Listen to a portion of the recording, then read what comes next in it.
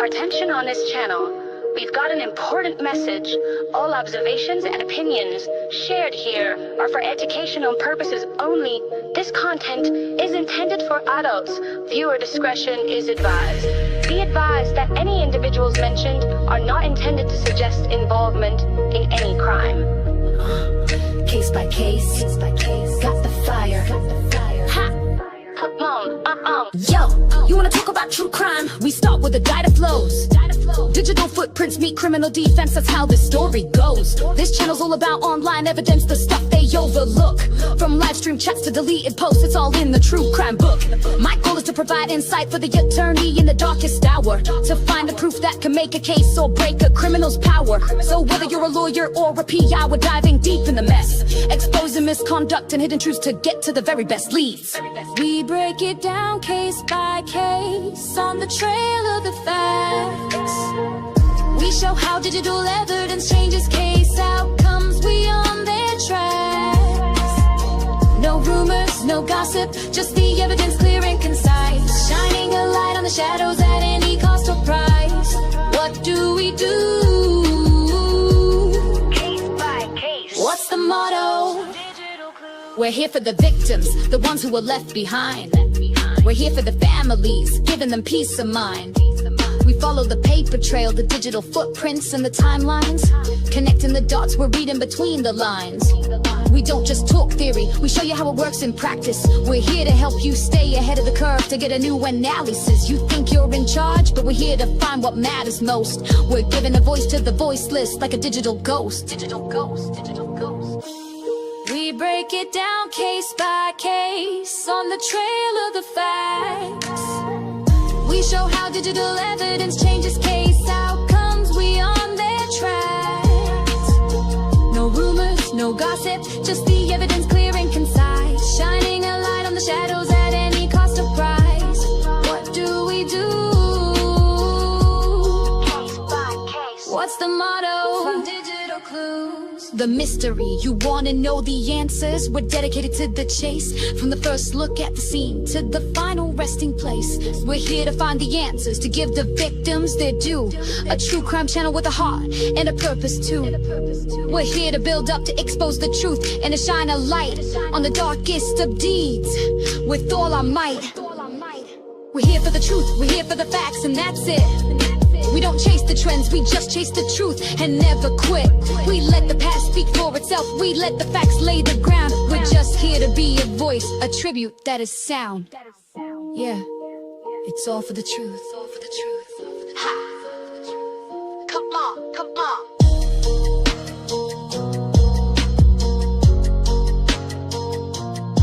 Let's go.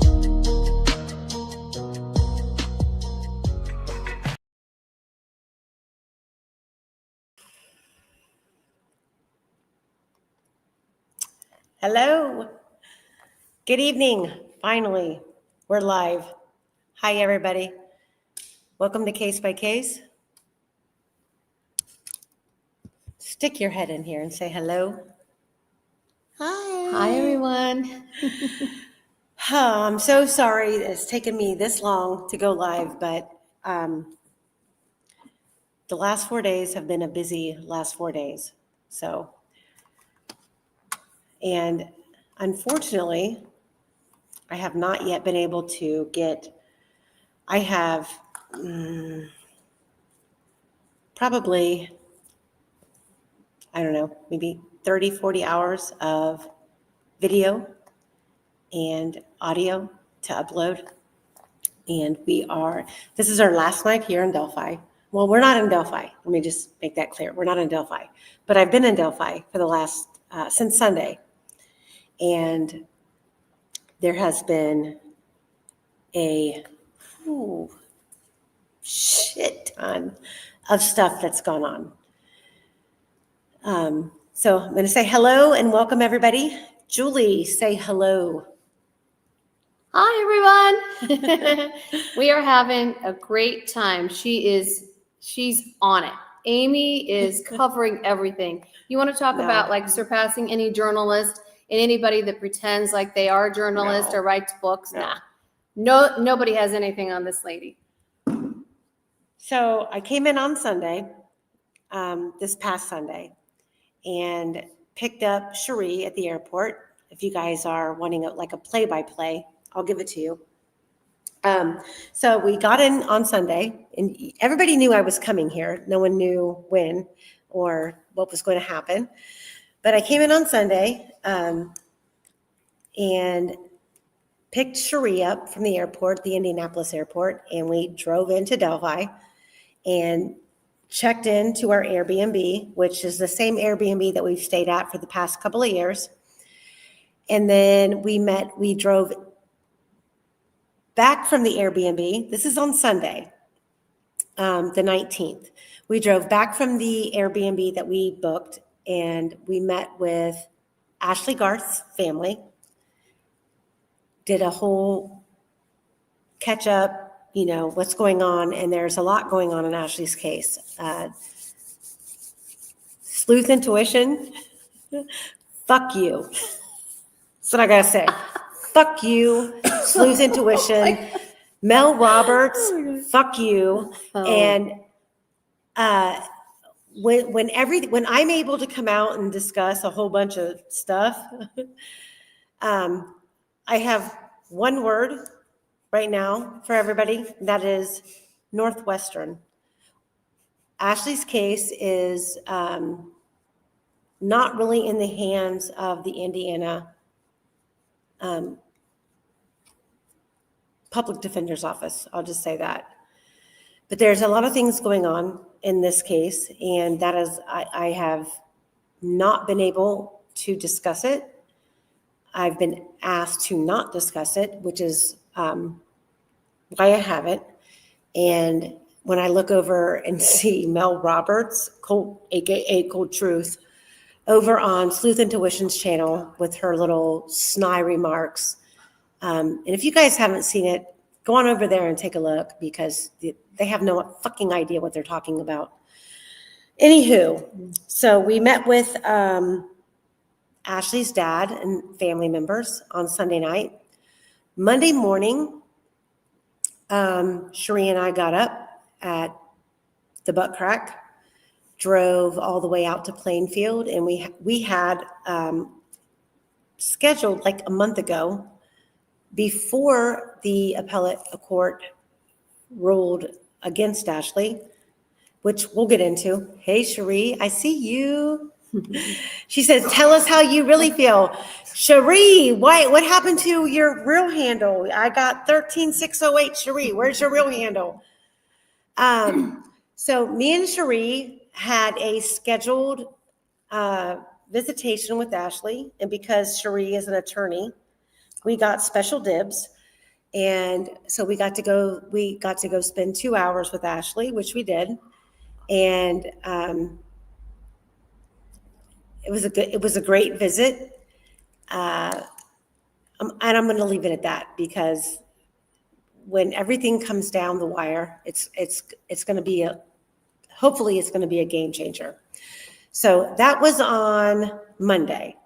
So our first priority was visiting with Ashley's family, visiting with Ashley herself. And then Monday evening, what the fuck did I do Monday evening? Came back from Plainfield. What did I do? I feel like I've been here forever. Can I just mention something that you told me? I just want to mention something. Okay, I don't follow this Ashley Garth case, and I know who Garrett Kurtz is, but as I was spending time with Amy, all I knew was what was on the news. I see this butch-looking gal. I'm thinking, I've heard all these stories about her. You hear she did this or that, and he got back at some so-and-so because something happened to her. And I just was like, I don't know. She looks like maybe somebody could have done something.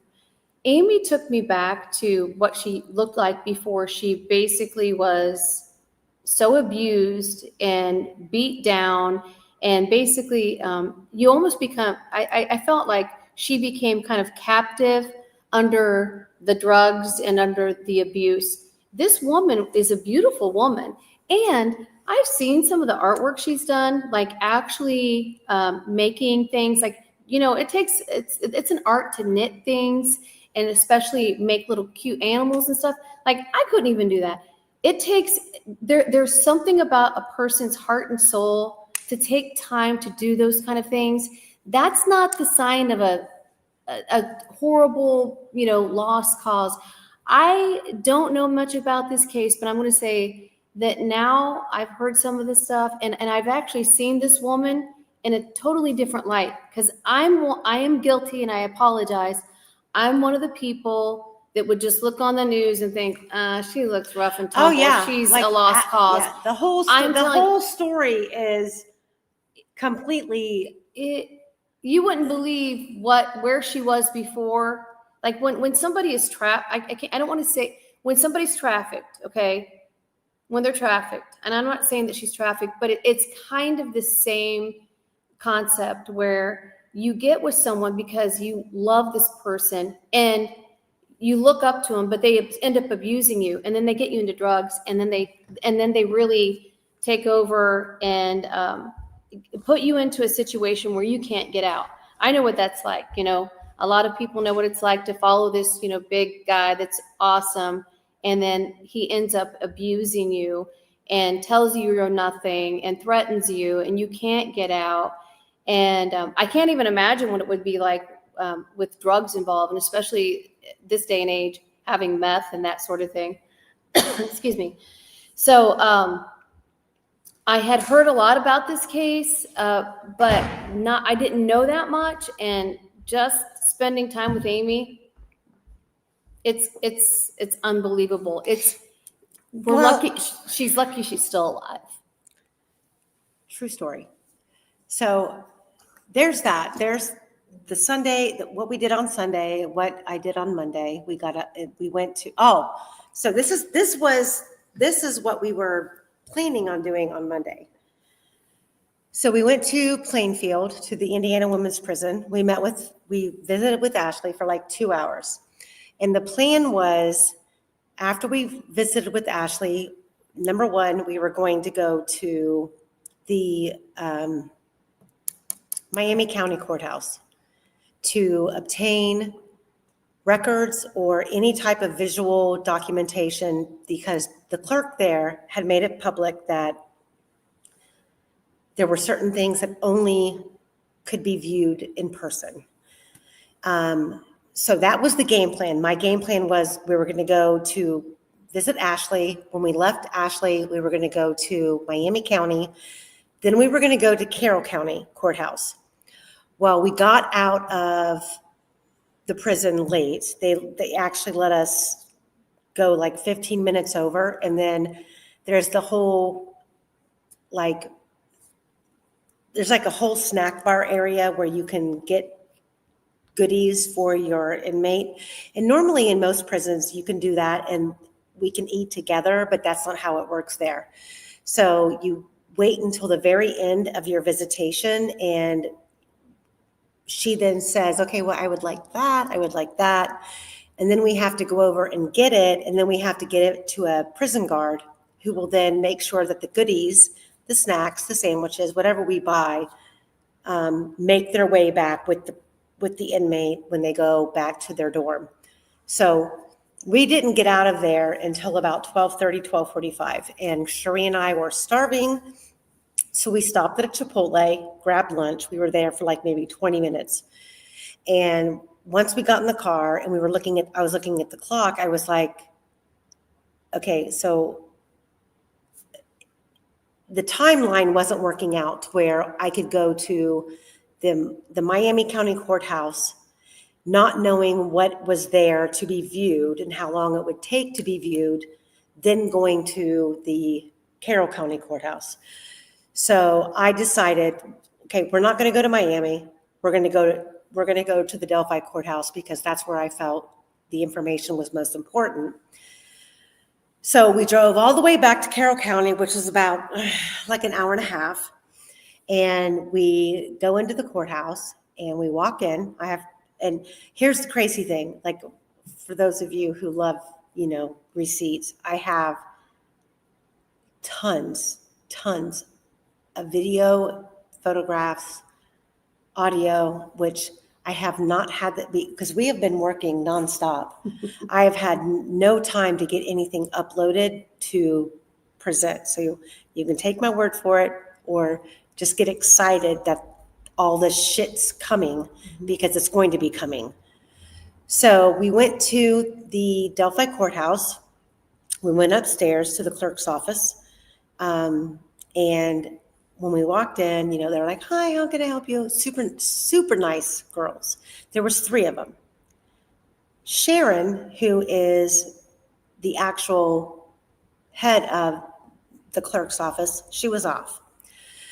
So we came in, it was me and Cherie. We came in and I said, I was told that there are some videos that need to be viewed or downloaded here in person because they're too large of files to email or post publicly.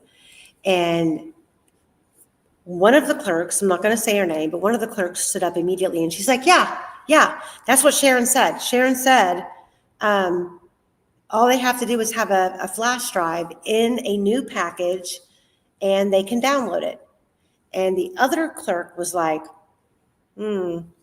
well, let me call Sharon. Sharon's off today, but I'm going to call her to make sure. So she leaves the room, goes back into a doorway, and makes this phone call. And then she comes back and she says, yeah, you're right. You can download these. So I gave her the flash drive in a package, and she took it back to her desk. And she was like, okay, I got to figure out where these are and I'll pull them up and we're going to download them on the flash drive. And then the other clerk said, once you download them, give me the flash drive and I'll plug it in and make sure everything uploaded. So I'm like, okay, well these, they're on it. So me and Cherie were sitting there waiting. I took some pictures. I sent a picture to All Eyes and said, guess where I'm at? I'm at the fucking clerk's office, getting this stuff downloaded. So while we're sitting there, this other clerk who was the waving the white flag saying, yes, Sharon said that they could bring in a brand new flash drive and we download things. She speaks up and she says, so all that we have are these 3 videos and 38 exhibits. I'm like, you have 38 exhibits of what? She's like, I don't know. She said, but I put all 38 exhibits together in a binder and I'm looking for them. So I'm going to get them and I'm going to give them to you. And I said, oh, okay. So then the other girl said, well, how about you give me your number? And when this is done downloading, we'll call you. So I said, okay. And I gave her my phone number and me and Cherie walked out. We walked around the courthouse and conveniently found several cameras that were listed on the list in Discovery of all the cameras that, they had acquired after the murder. So I'm taking pictures of the cameras on the courthouse, which conveniently faces Main Street, that intersection right there where Rick Allen, if he was coming from home, would have come through that intersection. It's just interesting. So then they called me and they said, hey, yeah, the flash drive is done. Come back up. So I go back up and what are you doing? Look, listen, look, baby coo, like, are you serious? So Breeze, my Yorkie. Breeze is, come here, you Breeze, little baby. Breeze went on a hike from hell today, and she came out covered in burrs and mud, and she fell in the water, and she's pissed off at the world because she didn't get to bite nobody. Come here, girl. They Get want to over see here. You. Come here. Come here. Come here. Everybody wants to see you. You're so cute. You're so. She had a bow in her hair, and once we got halfway down the trail today, she was like, fuck the bow. She's rolling on the concrete. She's getting the bow out. She's like, we're hiking. I don't need a bow. What are you doing? She's like, I want Julie to come and chase me. So anywho, so I go back up to the clerk's office and I'm like super stoked that, okay, I'm about to get all this shit downloaded on a flash drive. Now she's saying they got 38, I'm thinking 38 pieces of exhibit that we don't already have. So she's like, okay, it's going to be $38 and X amount of change for the exhibits. I said, okay. I didn't even ask what were on the exhibits. I didn't ask. I said, okay, paid for it, got the stack of papers, got the flash drive, out the door I went. Get in the car. These 38 fucking pages, 30 pages of it are blank. Blank. I might have some of them right here. Start at the beginning. Show. They're blank. Beginning. Huh? Like the beginning where there's like nothing. It's Yeah. just like, Well, I don't even know where I put them. I should have burned them in the fucking fire. or it's pit. like, there's one Blank. page. Oh no, this is good. Yeah, this is Like, they're blank, or we got this. Woohoo! Which I think we already have it. Fucking fantastic. Or it says show 'em that. all of these. What's that say? It says excluded from public access for rules on access to court records. I have 30 pages of these. $1 a page, that's your exhibit. Yeah. And the other pages that aren't blank are pages that we already have in Discovery. Like this. Brad Holder video, Do you, 549. did they give you the video? No, Nothing. no. Not a thumb drive? Were they supposed to give you a thumb drive? So the thumb drive that I had, that I gave them, that they downloaded shit on, first thing that was on it was the Fort Wayne ceremony that Brad Holder attended, that we've all already seen. Then we have the drone footage from Nick McClelland's closing arguments. Then there's a second cue of the drone footage, which is coming from the Mears lot to the Monon High Bridge that we've already seen. Then there is a YouTube link, not a video, but it's a fucking link, a clickable link. You click on it and it takes you to Court TV. What's wrong with Court TV? Oh, God. It's a Court TV video that we've already seen. It's like 30 minutes long, Delphi, whatever. And then there's another link.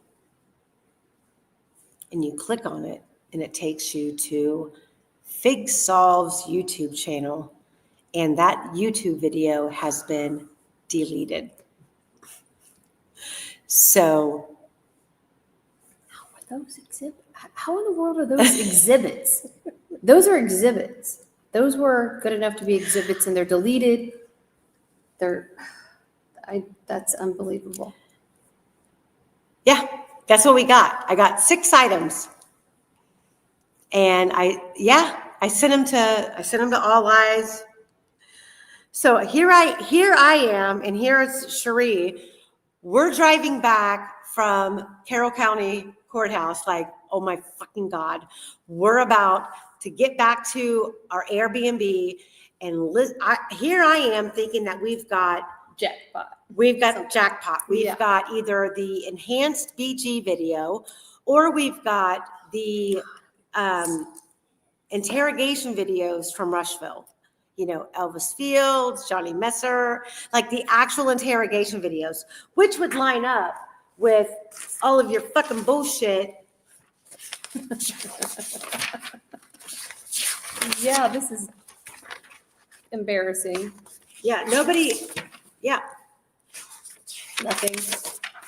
That's it. It's the same thing. Excluded over from and public over. view. She And just there's got like 20 there's pages. nothing here. Nothing here that we don't have. And I'm going to be honest.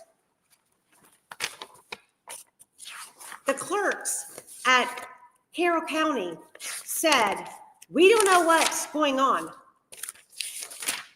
Jody from Allen County is telling us she has sent us everything. This is their fucking everything. Oh, what's it say? Rod Abrams, video 3, 4:30, Elvis wore a hoodie and a Carhartt jacket. Did you see that video? We already have it. No, we have not seen this video. It's just a piece of paper with it saying that. Then we have Johnny Messer video, October 23rd of 2018 at 2:19:25. I know all three. Elvis Fields, Rod Abrams, and Ned Smith. Thanks. Thanks. This says Ned Smith video, 10:34. Saul Mont, not George Stanley, in Muncie. Good luck with that. This is a list of supplemental exhibits, which is number 1, audio, Richard Allen phone call with Janice Allen. Number 2, Westville videos. Number 3, Dr. Walla, suicide observation forms and treatment records. Number 4, inmate comparison log sheets. Number 5, Janice Allen phone calls. Number 6, Kathy Allen phone call, part 1. Number 7, Kathy Allen phone call, part 2. Number 8, prison guard log sheet. Number 9, Richard Allen letter to warden. There it is. That's what I just read off.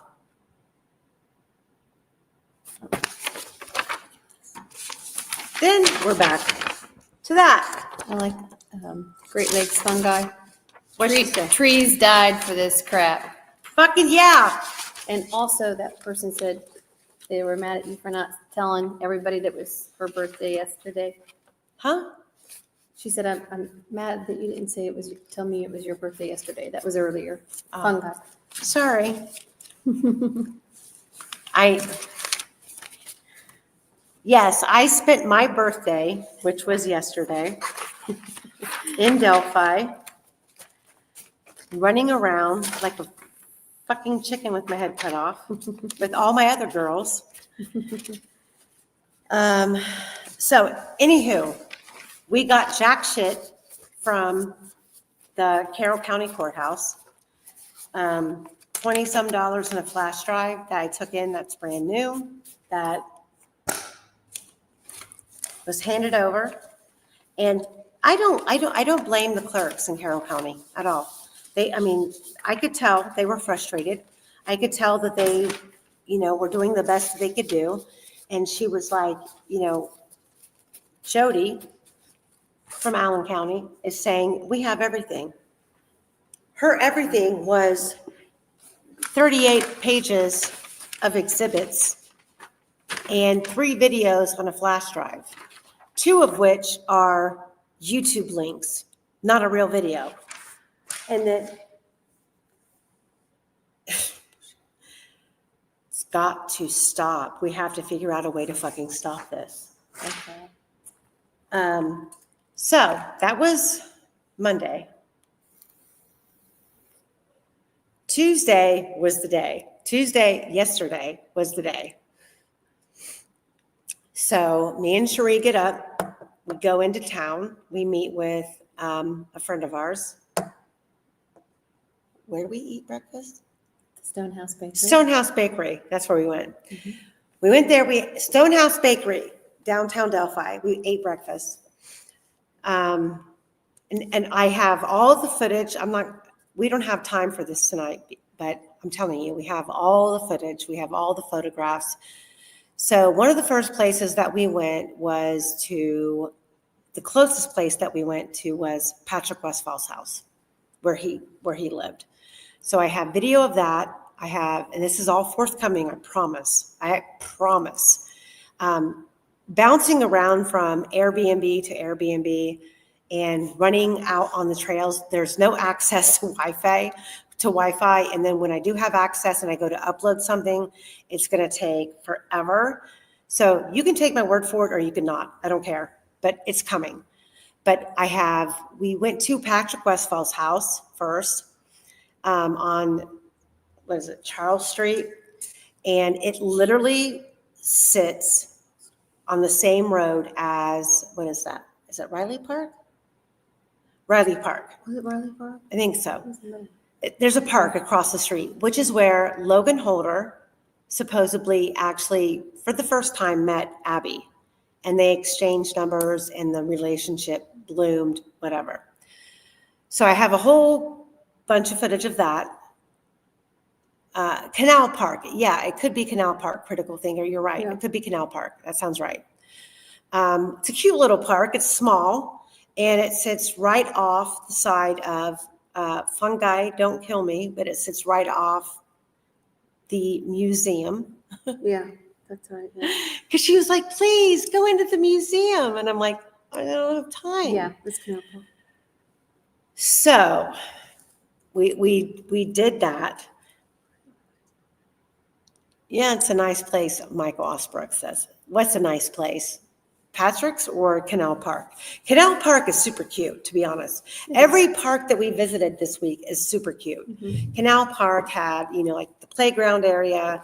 Then they've got like some historic buildings back there. It's super nice. They actually have Airbnbs that are just like the old time cabins, and they have a bed frame, and it's open air, and you bring your own mattress and sleep there. Not gonna happen. That's the Dan McCain, So organization. and just let me tell you that why I've been here, I want to thank especially Great Lakes Fungi. Anything that I came across that I needed researched, like on the spot, I sent to Great Lakes Fungi, and she was on it. And she sent me email after email. She sent me some digital videos of all kinds of different things. So love you, Great Lakes.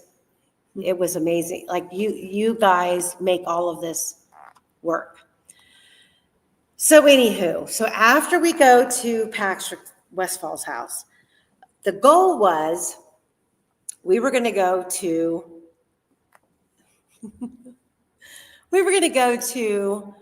the private drive because we had been asked to go to the private drive and then turn around and drive to Patrick Westfall's house because there's a 7-minute delay. Well, we drive down to the private drive and we come across the Liebert's property and we kept going and we get to the private drive gate that blocks you from going into Weber's property, and the gate was open. So when I release this video, you're going to hear me say, go. When she told me this, I said, oh, no, you didn't. We did.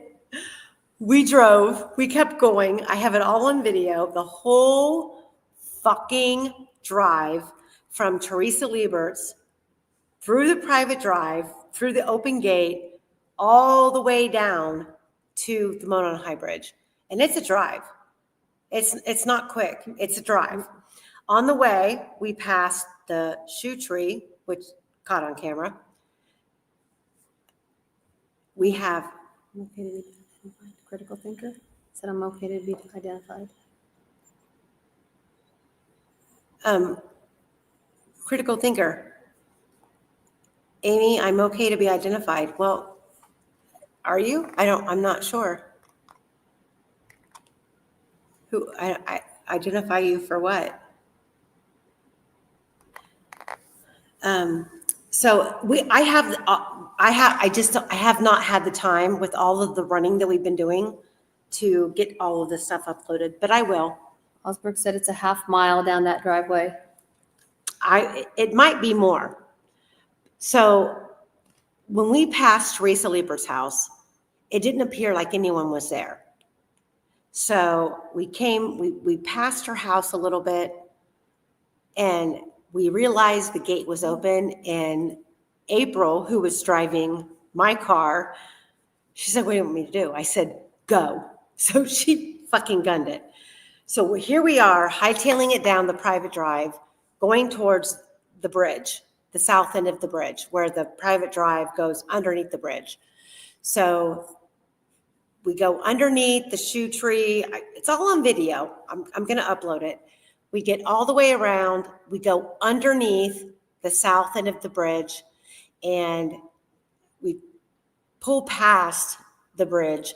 And here I am thinking that our biggest fear is Brad Weber is going to come from the Weber property with the fucking shotgun. So I said, okay, pull off to the side, turn around. So we're ready to get the fuck out of here, facing the opposite. We're going to face the way that we came. So April backed my car in, she turned the car around, and we're going back the way that we came. No big deal. Cherie is like, okay, I fucking hate you guys. You're crazy. I'm not getting out of the car. So Cherie stayed in the car, in the back seat with Breeze. She's like, I'll sit here and I'll watch. I'll be the lookout. I'm like, okay. So me and April get out of the car. This is all on video. You're gonna die when you see it. So we get out of the car, and like literally, so now my car is, the driver's side of my car is parked next to the down the hill. Okay. So we get out of the car and we walk to the front of the car, and we walk over to the down the hill that we are now, we're looking at having to go up to get to the south end of the bridge. I'm going to tell you right now, there's no other way to describe this terrain other than treacherous. This is not just a hiking hill. It is literally almost straight up. We had to literally get on our hands and knees, grabbing tree branches, things that were sticking out of the ground to get up to the top of this hill. And I'm literally, and I recorded a lot of it, and then you're going to see in the recording, I bite the dust a couple of times, slipping, because you've got about 2 to 3 inches of it's not muddy, but it's like moist ground that the only way to dig your feet into is to dig your shoes into the mud. And then you have you need something else to grab onto to pull yourself up. So we eventually get to the top of the hill, the south end of the bridge. And once we're up there, we're like looking around, I'm videotaping, I'm looking at the south end of the bridge where we see Abby on the BG video. And I'm looking down where on the BG video you hear, guys, down the hill. And on the video you see Abby literally turn, and it appears that she proceeds to go down.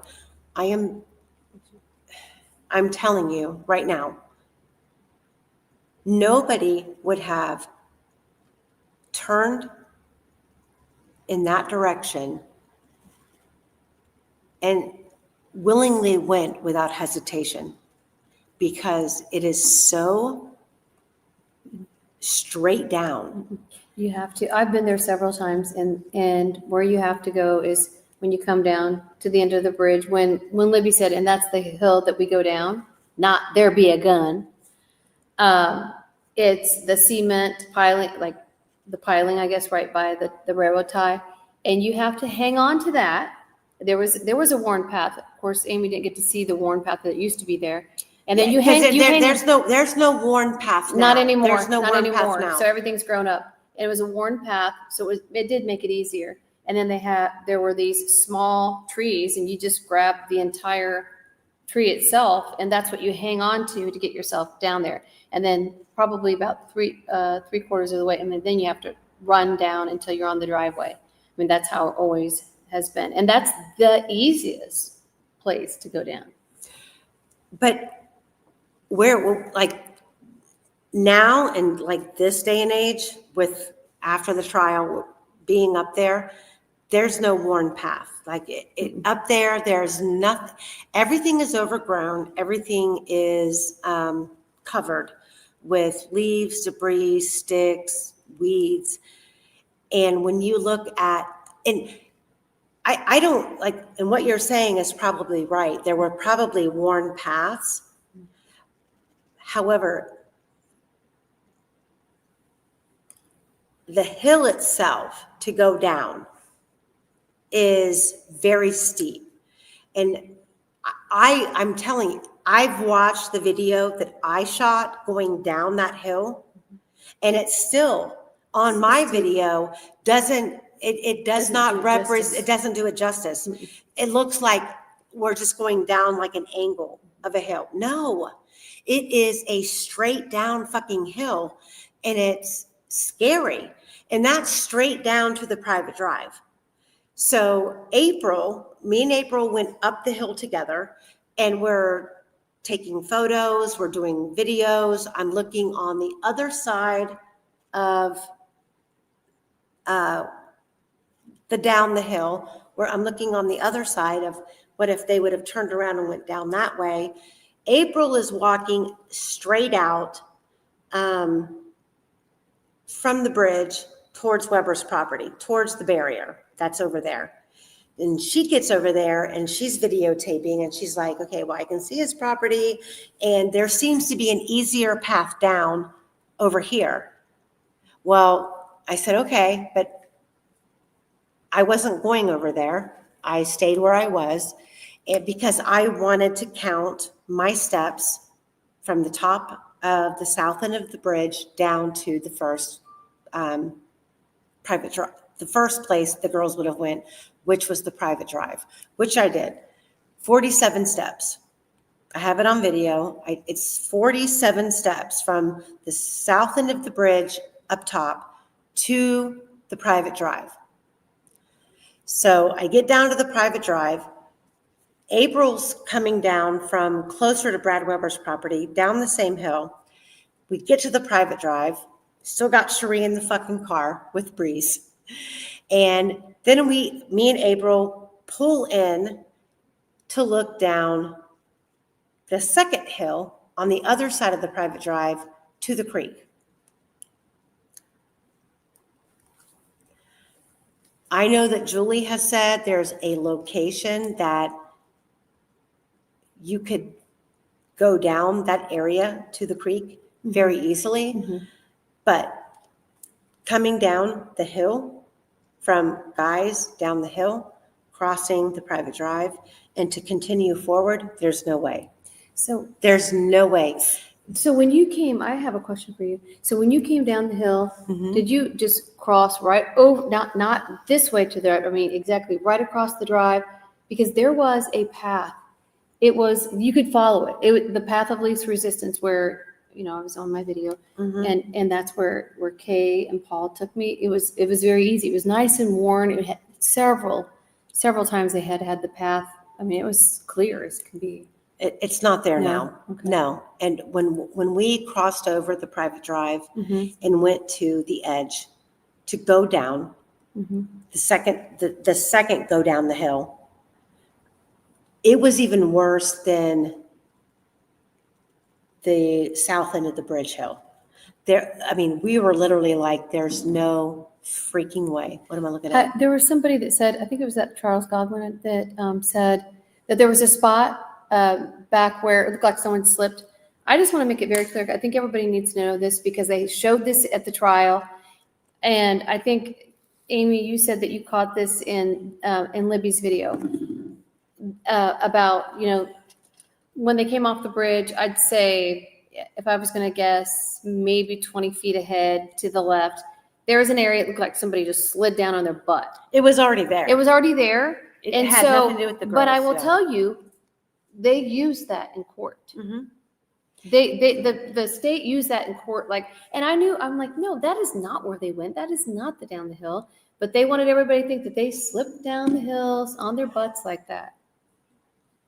No, that was already in the BG video when Libby is talking about this is the path that we go down, and Abby comes across the camera and continues past her and then turns around and comes back.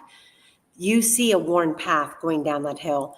That was already there. That had nothing to do with the girls going down. Once they got to the private drive, and we're to believe that they continued down a second hill, that second hill, when I get everything uploaded and I show you, because me and April are standing at the private drive looking down and we're like, are you fucking kidding me? And there might have been a worn path to the left that you could kind of go down. But from that angle, there we could not see any worn path. And it was a cliff, literally like a cliff, like straight up and down. So April and I are standing there and I'm videotaping and I'm, talking like, oh my God, this is insane. My car is over here to the right. I already have it turned around to leave the area in which we came in. April and I are looking, we're talking, I'm videotaping, and I happen to look over my left-hand shoulder and I see a car. This car has not come under the bridge yet. It's like the car came in and then thought they were going to be slick and park and wait for us to try to leave. And as soon as I seen the car, my heart stopped. I'm like, fuck, we're caught. Can I just ask you, are you going to show this during the live? Not tonight because I don't have, I want her to show it and then tell I've been tell everybody trying to come upload in here. I'm telling you, you're going to want to see this video. I have it. Tell your folks, tell them get out of whatever, come over here. Let me look and see if it uploaded because I've been trying to upload all this stuff in between the shortcomings of no Wi-Fi or, is that it? Hold on, let me see. This is the video and it's not letting me open it. What's the problem? I don't know why it's acting funny. Apps. See, look. HEVC. Extension. What is this? HEVC, does anybody know? No, it's not letting me upload it. Okay, well, you're going to hear it. You can hear it, but you don't get to see the video. It's fucking bullshit. Yeah, they need to see it. I have, I will get it all uploaded once I go home. I'll be home tomorrow, and then I'll get it all uploaded. But so I look over my left shoulder, and I see this fucking car. And I'm like, oh, I said, April, we're fucking caught. We are at the south end of the bridge, down the hill on the private drive.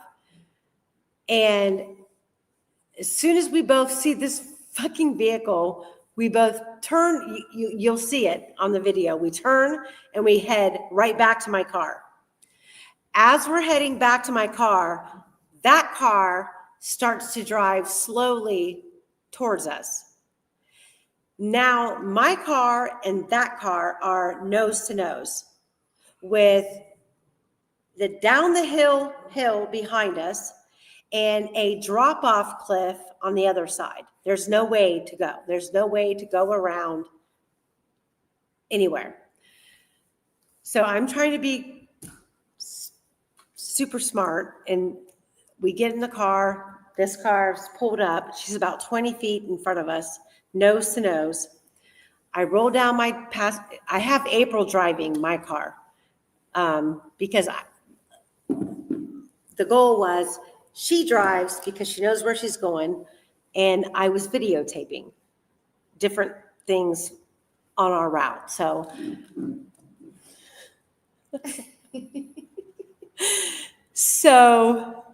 April goes to the driver's side of my car.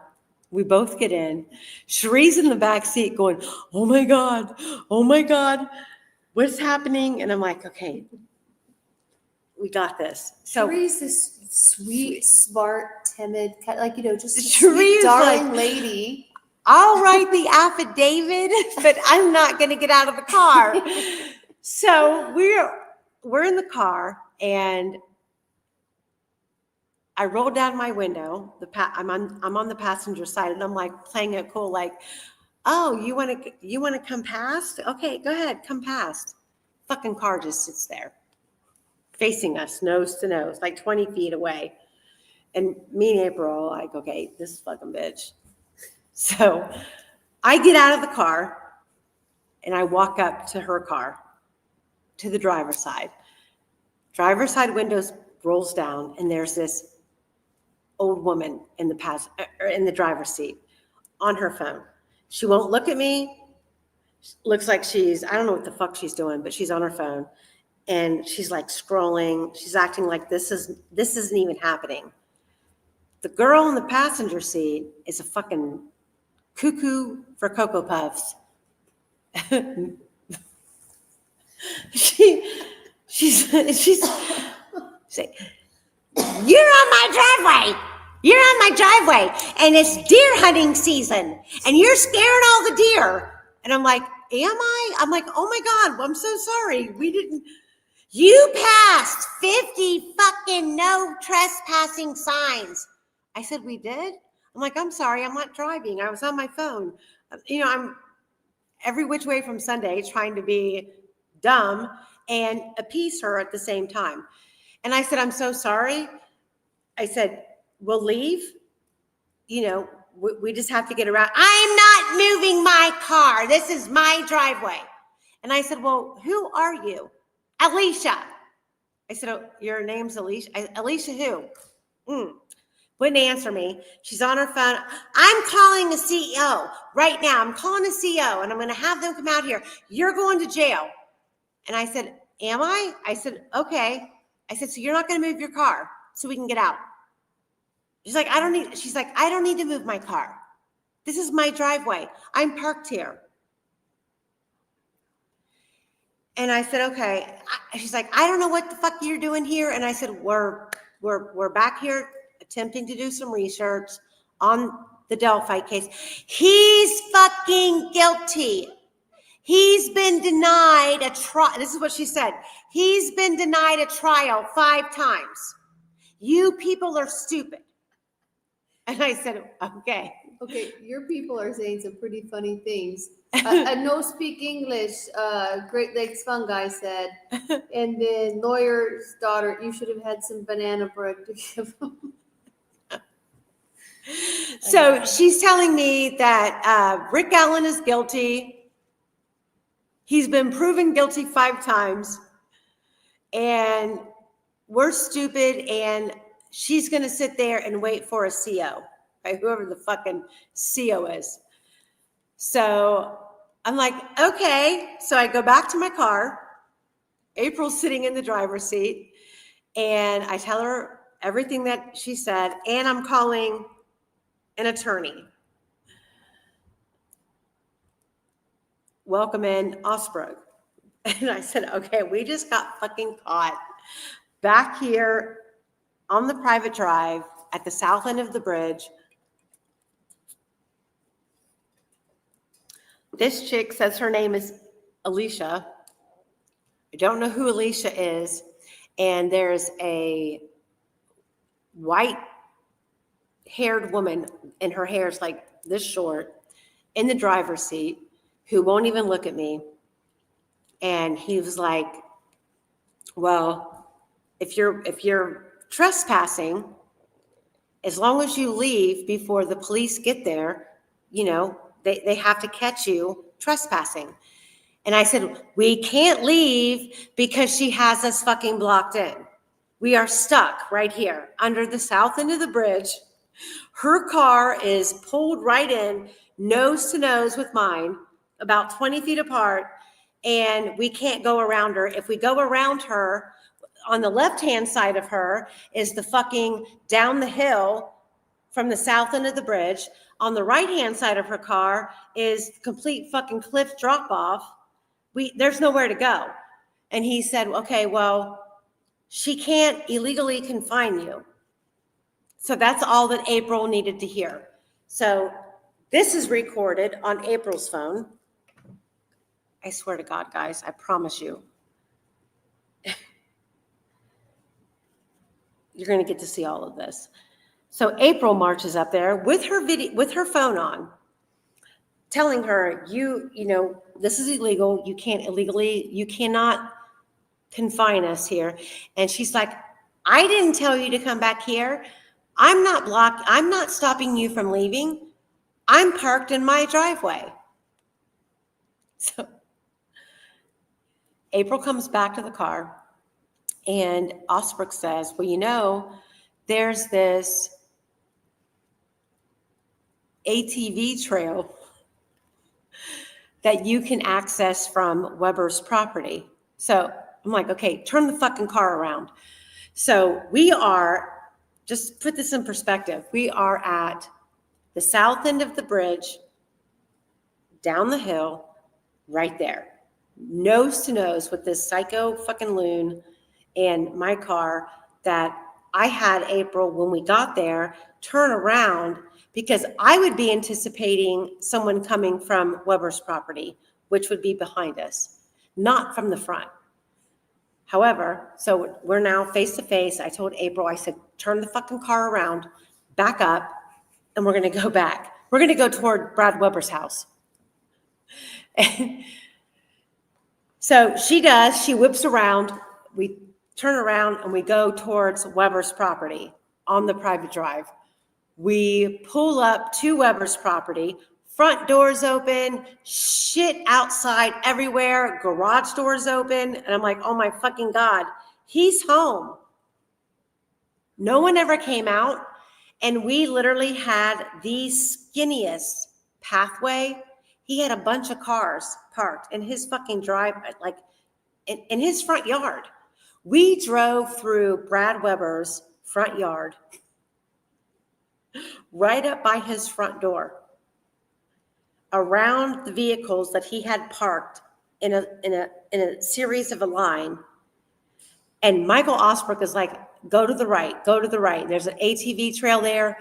It might be grown over, but you can get out there. So we drove through Brad Weber's fucking front yard, right past his front door and garage doors.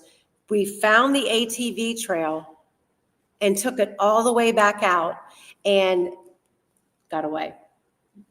So it was scary, to be honest. It took me about 2 hours for my heart rate to calm down. I was shaking because the chick in that car, like she was a meth head. You could tell she was a meth head. If I could get that fucking video to load, I'm telling you, it's funny. All right, let me go to the chat and see what everybody's asking or saying before I move on with the whole escapade of this entire week.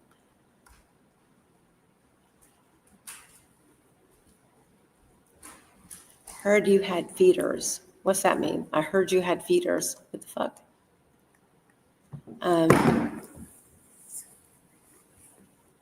You were shaking because you're not used to methods. You're not used to crazies.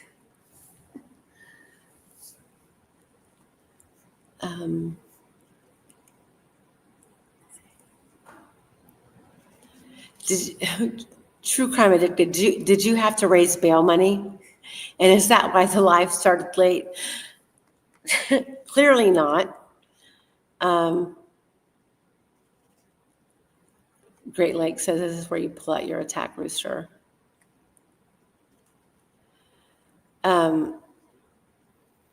Okay, didn't I sent you the video?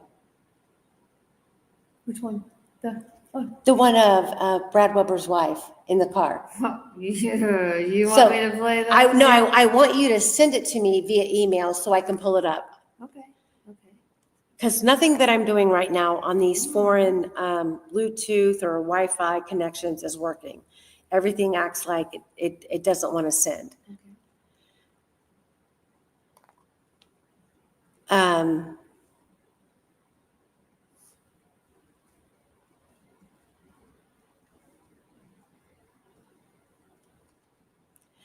Okay, so TC Keith says, meth face aside, did Alicia look like she was about in her 40s? I'd say. You think? I feel like she looked older. I mean, at least in her 40s. At least in her 40s. Yeah. She was like, you would have thought that we were standing in her front yard in front of her front door. How offended she was that we were way back in the fucking woods.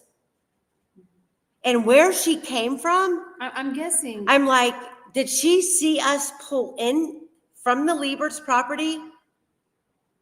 Did she, like, where was she coming from to be able to come up behind us like that? Because the entire route down the private drive, under the shoe tree, down and around the south end of the bridge, there was no one behind us. And we had enough time to pull my car in, figure out how we were going to situate my car. We turned my car around so we would be ready to exit the same way we came in. She wasn't there. And then we got out of the car. I'm not fucking kidding. It took about 10 minutes for us to get up the hill to the south end of the bridge. And then while we were up there, we did some videotaping and some photographs. And then April started walking the opposite direction towards Weber's, where the barrier was at the south end of the bridge. And then, like, her and I are communicating, and she's like, there's an easier way down over here. And I said, no, I want to go down where it looked like Abby proceeded to go down because I wanted to count the steps. So I did 47 steps from the top of the south end of the bridge to the private drive. It was 47 steps. And I got to the bottom of the hill. April made it down.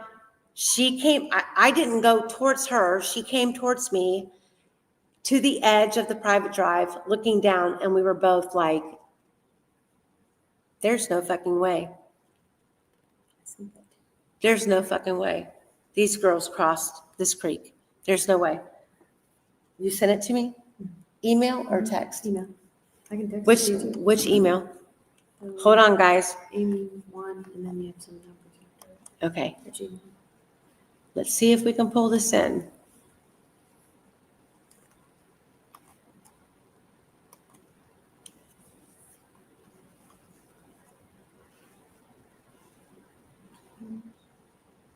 It's not here yet.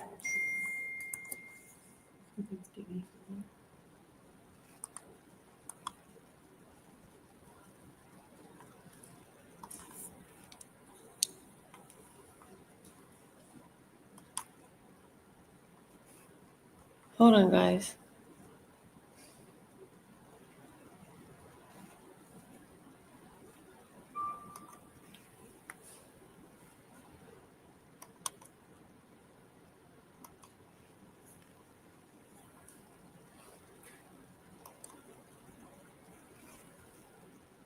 I'm going to try to send it a second time in a different way.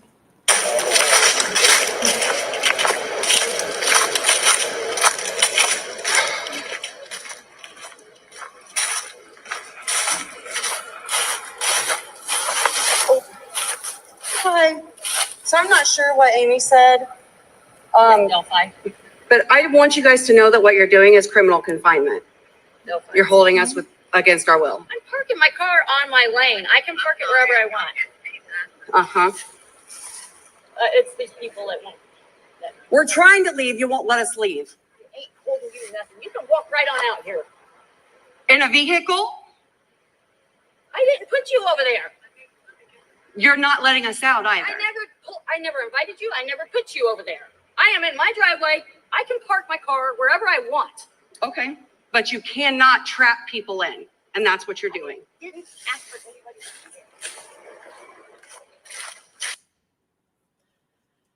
So, Does it actually see the video? no, I can't get the video to play. That's the problem. I cannot, because I'm on so many different Wi-Fis and I'm let trying me it see in a here. different way. Let me see here. I'm gonna do it again. Just did it again, a different way. Yeah, because I would like for you guys to see her. Mhm.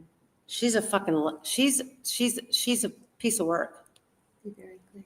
That's not Just And to be clear, it's not Kay Weber. It is, Alicia is married to Brad Weber, and the woman driving the vehicle is her mother, the wife's mother, who won't even look up to acknowledge us. She's sitting in the driver's seat on her phone. Looks like she's playing Go Fish on her fucking phone. And the girl in the passenger seat is a fucking Fruit Loop. Anywho, I'm gonna, hold on. Let me see if it's been sent, if I've got it converted to a different file. I just want you guys to see her. 1 minute ago. It looks like it went through. What'd you say? It looks like it went through a minute ago. At least this is showing on mine. Yeah, it came through, but. I sent it as a different way.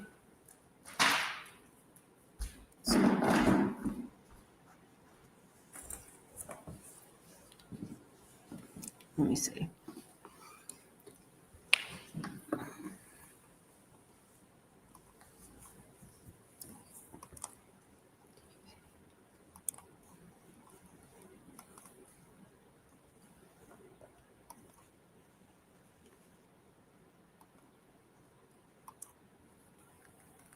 It's doing the same fucking thing.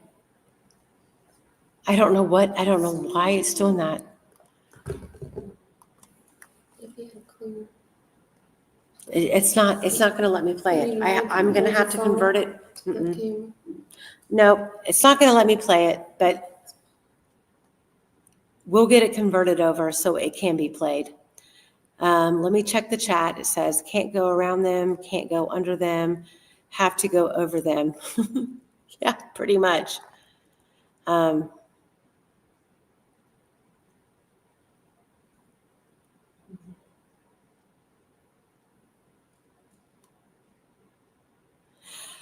So we did record the whole drive. We recorded, actually what happened was the way that it turned out was, Great Lakes says, read your text. Okay, calm down.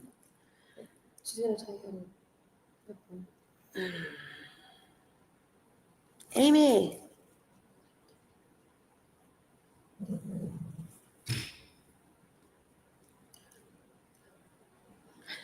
Okay, well, Laura, can you send me that VLC media player? So I don't know why it would be coming through with that codec on it, but if you can you send me a link? Not to my phone, but to my email, so I can download it to put these in so it plays, please.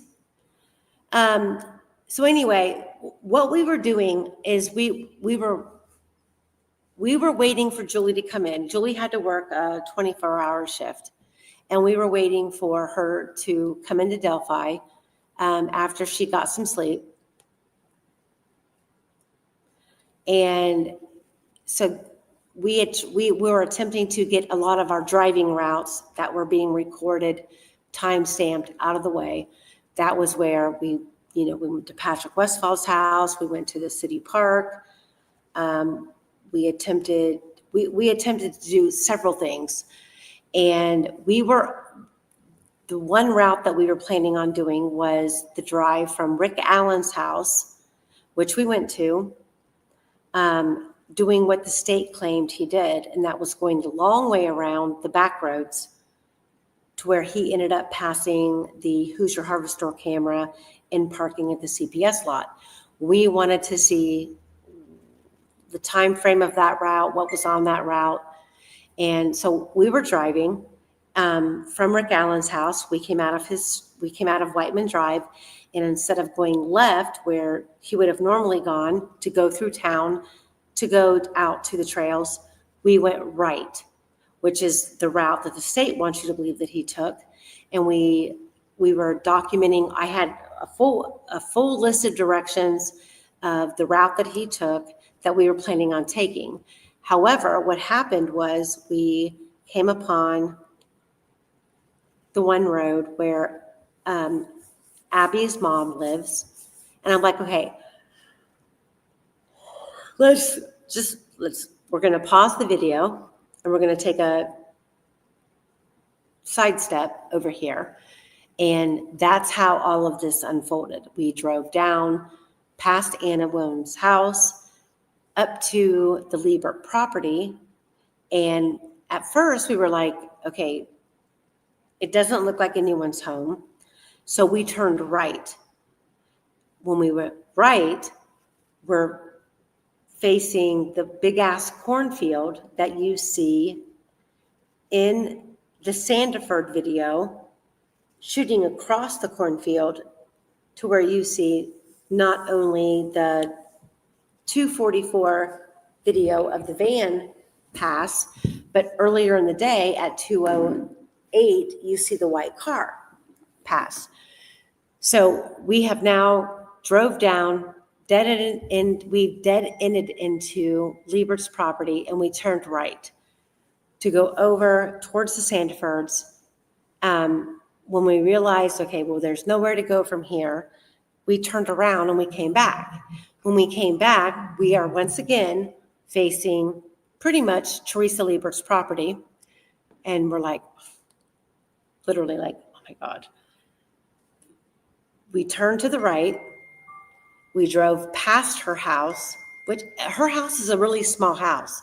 I mean, it's not a big house. It's not a big house at all. It's very small. We passed her house and we went maybe 2 or 3 blocks, and then we came across where the gate was, but the gate was open.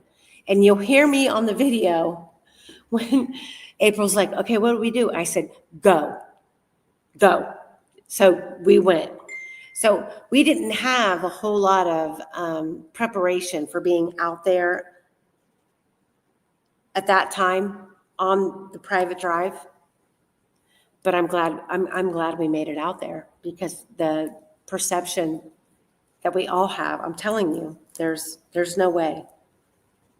Hold on.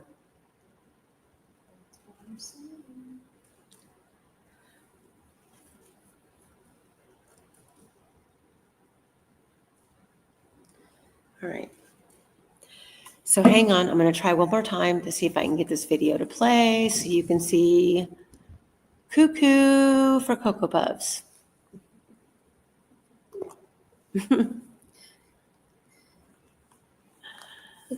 Oh, no. I can say that this video is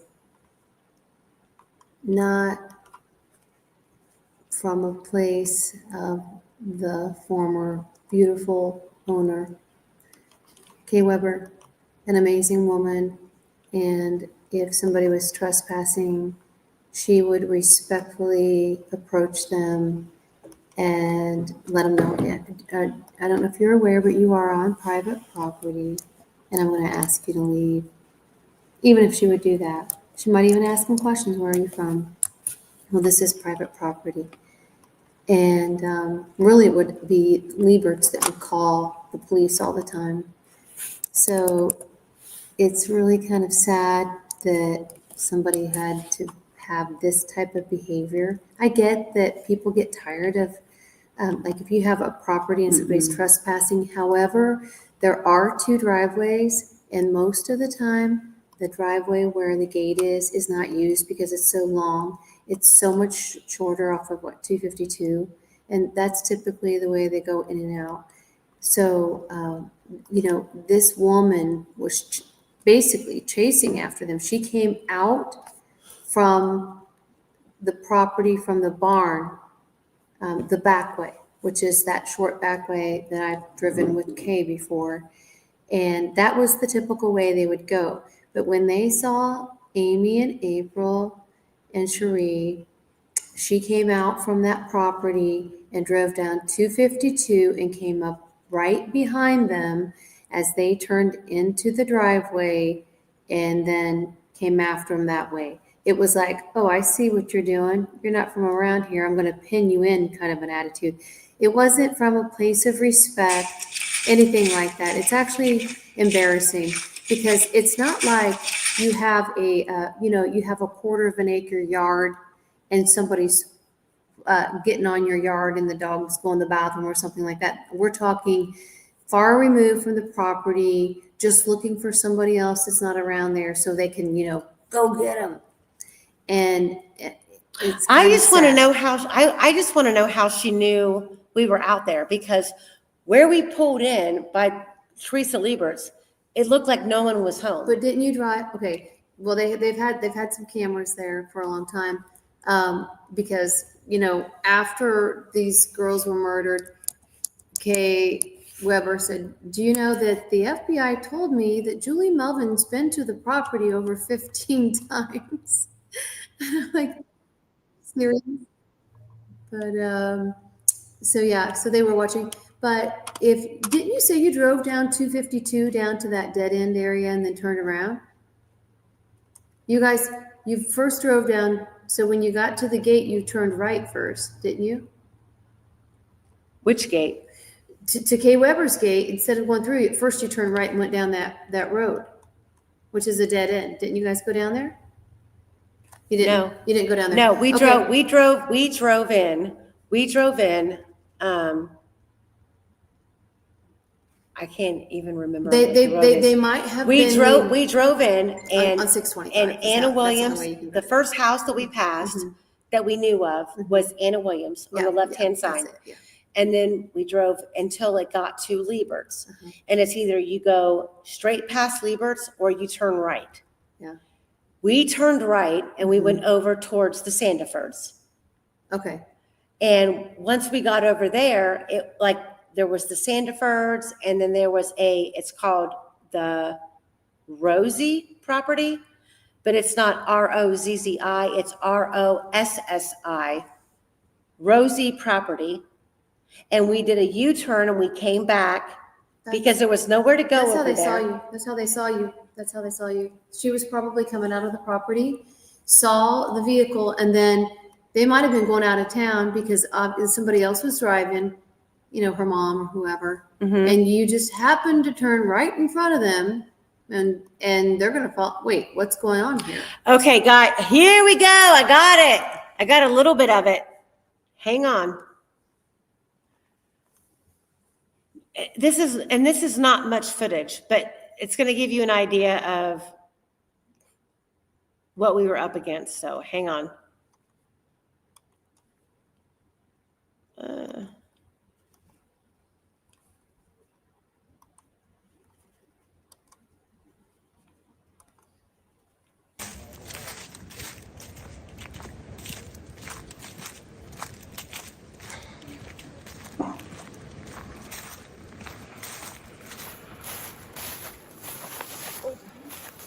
Hi. So I'm not sure what Amy said. Delphi. But I want you guys to know that what you're doing is criminal confinement.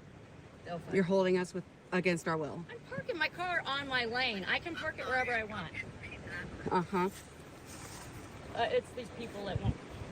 We're trying to leave. You won't let us leave. Ain't holding you nothing. You can walk right on out here. In a vehicle? I didn't put you over there. You're not letting us out either. I never invited you. I never put you over there. I am in my driveway. I can park my car wherever I want. Okay. But you cannot trap people in, and that's what you're doing. Didn't ask for anybody to be here.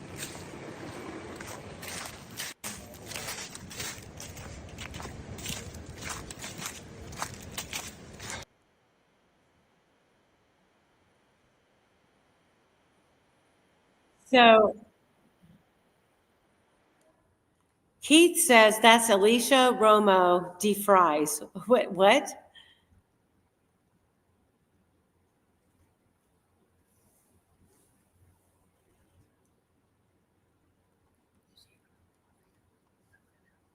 Huh? She from the kind of a whole family. Who? This chick.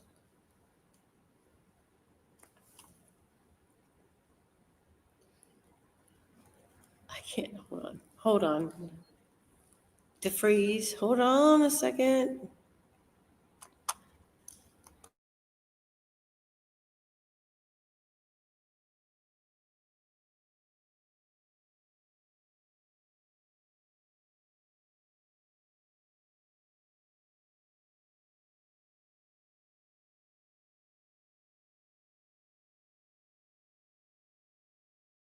For her to see that.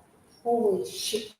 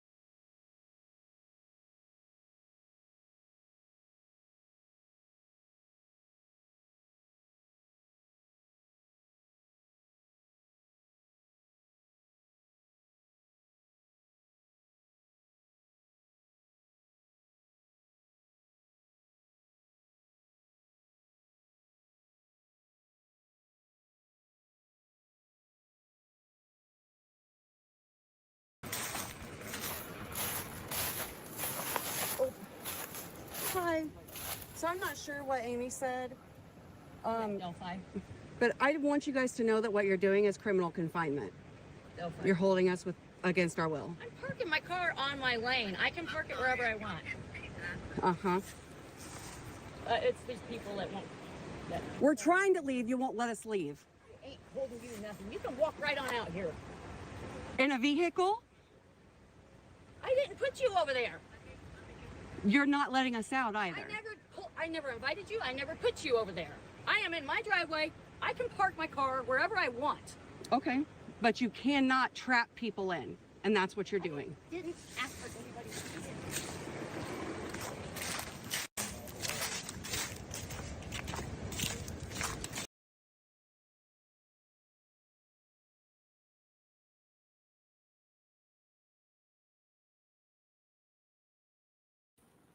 So we then turned my vehicle around and we drove toward Weber's house. Radar said, no, that's not Brad Weber's girlfriend. I thought he got remarried. Okay, well, her name is Alicia. That's all she would tell me. And several people have said that that's Brad Weber's new wife. So there's that. Whoever the fuck she is, she pulled in behind us. I cannot wait to upload all these videos. I cannot wait because you'll see the video where she pulls in underneath the bridge and I look over my left shoulder and I'm like, fuck, we're caught. And April and I start like hightailing it back to my car, and Cherie, good old Cherie, she's in the car videotaping and she's like, oh my God, we're caught. And we get in the car and I'm like, okay, if you want to pass us, because there's nowhere to go. There's no 2-lane anywhere. It's either the hill to go up to the south end of the bridge or the cliff. We're stuck. So we drove through Brad Weber's front yard, literally. And she didn't follow us. I'm thinking that when we left and when we turned around to go toward Brad's property, she probably thought,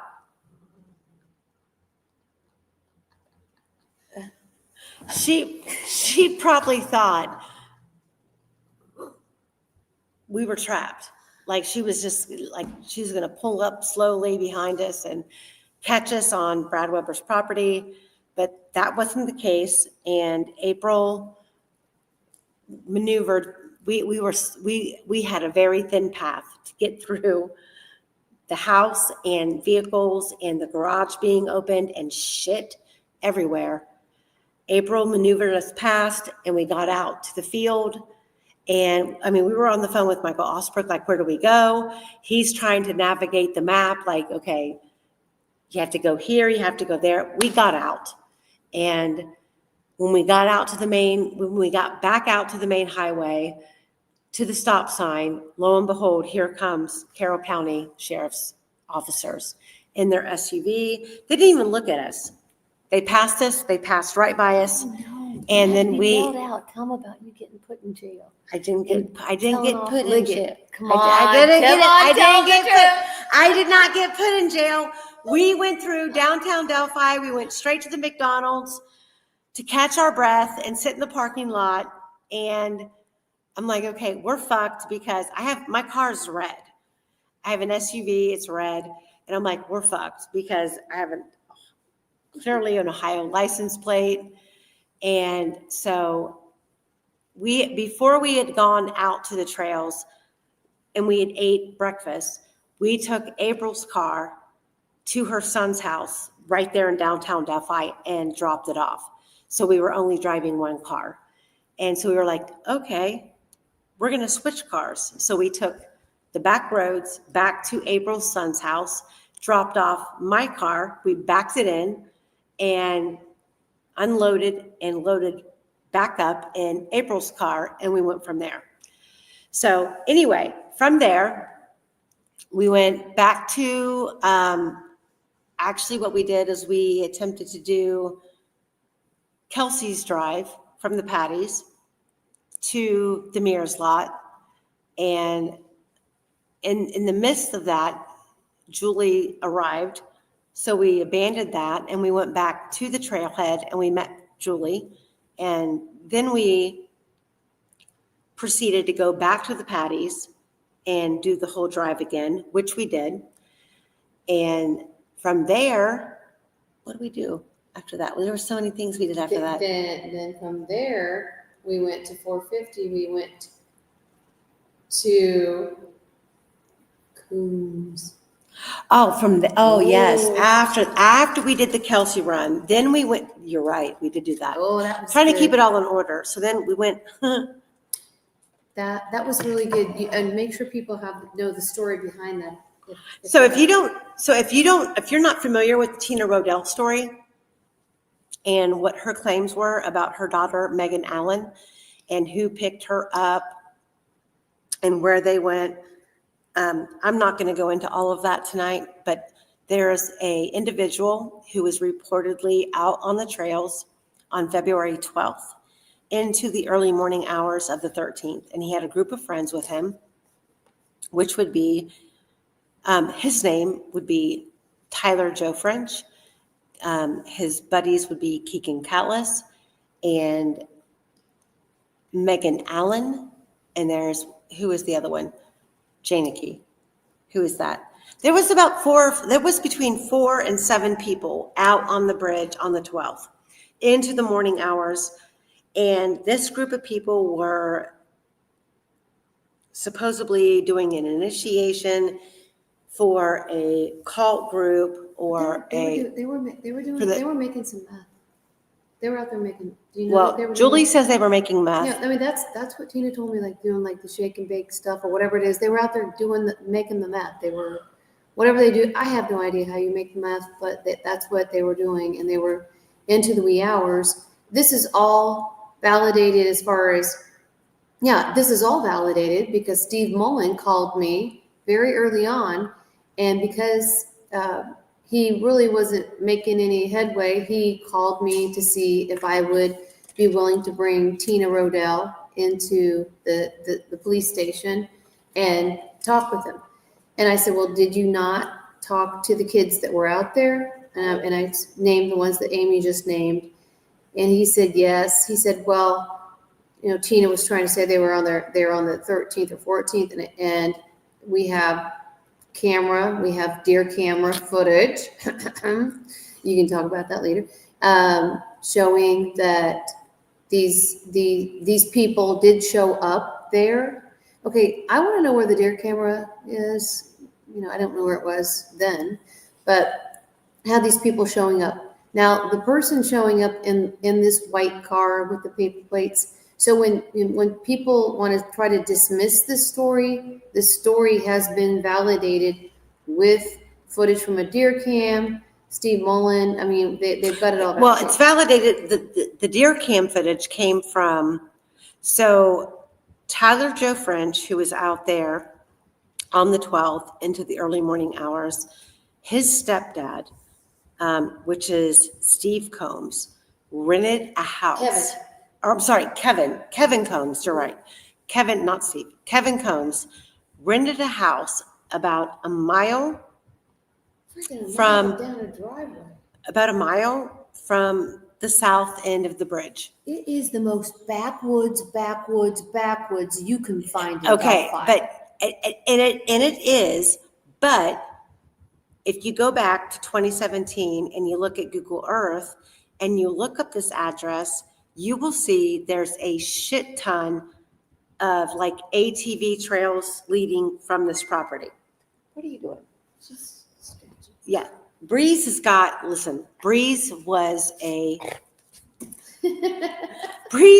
went hiking today, and halfway on the trail, she was like, you know what? Fuck it.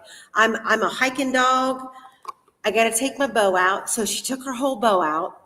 She is the cutest dog in the world. She is the best little dog ever. She's so good. But she was a hiker today. She took her bow out. She got down and dirty. And now she's got some twigs and branches stuck in her fur, and we have to get that out before we go to bed. But in the meantime, what's that? For a little while, I was afraid of her. Because watch how she does. Like, if you try to get this, she has a little growling. Like, she's kind of vicious sounding. When she wants to be. So anyway, so there's all that information about Keegan Callis and Tyler Joe French, blah, blah, blah, blah. So after we did Kelsey's run and we videotaped it, which we have to put the camera and the time on the camera to her story. We have to compare the two, which is the purpose of all of this. Then we attempted to locate Tyler Joe French's stepdad's house. We found it. We actually had to drive through like 3 different properties that were owned by Amish. Mm-hmm. And there's a videotape that I have where we pull in, where we're thinking that we're getting close to the address, which it is his address, but you have to go through multiple properties first before you get to the address, if that makes sense. So you're driving down the road, which is all dead end. Right. And you turn, it says dead end, and you turn left because it says the address is there. And then the first property that you come upon is like random barns, and there were Amish men out on trailers, like baling hay and throwing shit everywhere. Like, we're pulling into their property. They paid us no mind. No, they go, hi. They paid us no mind. They could give 2 shits why we were there. There's about 10 dogs, all different breeds, running all over the place. Goats. I videotaped all of it. I was like, are you fucking kidding me? Like, none of these 3 men who are over there on that trailer forking hay, piling up shit, they look over, see my car with 3 women in it, driving in circles like, what the fuck are we doing? Are we in the right place? What is this? They didn't even bother. They didn't even fucking flinch. We would have gotten, I mean, that was a good find. That actually was eye-opening to me. The only reason, okay, first of all, I hate to say it, like the German Baptist or Amish, whatever, they do not, I mean, they don't care. You want to rent this place? Go ahead, rent it. Just don't bother us. And I'm telling you, you could do all kinds of very terrible things back there. I hate to even, it is the most secluded, like you think you're just, okay, you think that the trail or the road ends and then there's like this little tiny path and you think, oh, that's a walking path, but it's just big enough to drive in. You drive and it's like, holy crap, this tiny little cabin with the little out cabins there, it's in treacherous condition. Would they have a blue tarp hanging up on the back? I have a feeling that it probably wasn't in much better condition than that. As a matter of fact, when you make meth, don't you have to have it aerated? So it was probably in the same condition as they left it. I have no idea. It was crazy though how far back it was. It actually, I've always known this story, but when we kept going, most people would be inclined to say, oh, this is where it ends, let's turn around. And there's this little tiny path, you go back, and it's actually an address. It's unbelievable. It was mind-blowing to me because I thought, you don't live back there. I promise you, no one lives back there unless they are trying to hide. There's no way. Would you live back there? Hell no. No. No. So, and I get what you're saying about you need a local to show you. Okay, but do you know how many people email me and claim they're a local, but I can't even get them to give me their first name? It's nothing against anyone who's emailed me, but I just can't trust anyone. And that's sad in a case like this because you almost feel like you need everyone who has information that you should be able to work with. But I'm afraid if I tell the wrong person where I'm at or where I'm going to be, thinking that I'm speaking to a friendly, what if I'm not speaking to someone who's a friendly? I have to be very careful. Everybody in this case has to be very careful. I mean, look at what they've done to Rick Allen. So if you feel upset that you've emailed me as a local and I didn't take you up on your offer, it has nothing to do with you personally. I have to be very careful when I'm here because the whole entire time that I've been here, I felt like I need to park my car somewhere else just simply because my license plate says Ohio. And I need to go with someone who's a local just because I feel like my car, like just the license plate alone is a target. And I cannot emphasize enough that the beauty of the Monon trail system, it's beautiful. But everyone around that trail system makes you feel like you're breaking the law. Then you get to the actual bridge and you see, which I videotaped all of it today. The barbed wire, they put up barbed wire fencing on the one side of the trail. So you can't leave the trail system and go over the ridge to the cemetery or Ron Logan's. It's pretty hot too. And it's bizarre, but and I can't, like, please don't be offended if I don't respond when you say I'm a local, I can get you information, blah, blah, blah, blah. Don't be offended if I don't respond. And I'm not doubting you. But it's my luck that out of 5 emails of people saying the same thing, I click on every single one and I respond to the wrong one. And the next thing I know, my computer is hacked, my bank accounts are hacked, my YouTube channel is hacked. And when I get into Delphi, I'm possibly facing a nefarious individual. I'm not saying that's happened. What I'm saying is I have to be careful. I mean, that's, I can help vet some of those people through some from a lady that I know there in Delphi, but I don't know how you. Why don't people give their names when they email you?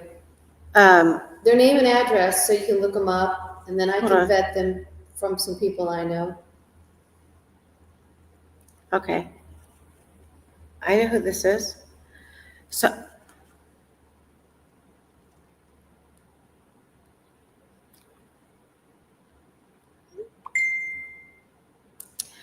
anywho, Mr. Local, I just got your text message. I just responded. You know, I know who you are. But so anyway, okay, so we were talking about the individuals from Tina Rodell's story. So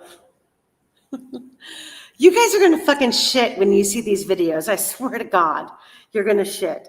The shit that we had to go through to find, it's fucking good stuff. I mean, we have some great video. This from the past and everything. This Get your ass over here. This is I'm just Get saying. your ass over here.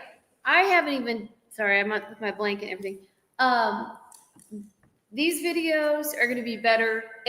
These are going to be videos that nobody else has, especially down that driveway. And I don't know how much that you got. All of it. I got all of it. All of it. I got all of it. It's really good stuff because it does show some behind the scenes. And I don't know if you narrated some of it, because what's more important now is you go with what was put in court and those that testified, what we know, and then you actually walk it.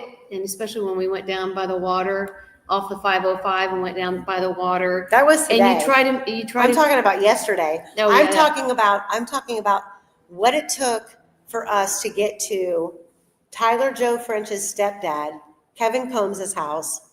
How many we had to go through, I think it was 3 massive properties owned by Amish people, and they did not give a fuck that we were there. I will tell you, we drove up and like they're out there feeding their fucking chickens, they're out there baling hay, they're waving. I'm going to tell you, and this is off the beaten path, and we're pulling up to someone's house, and they didn't flinch. I would say 99% of the people that would drive down there would never have gone all the way. No. And so I know this. I was critical. I was like, okay, I don't think we're on the right path. We need to turn around. No, keep going. She's Going.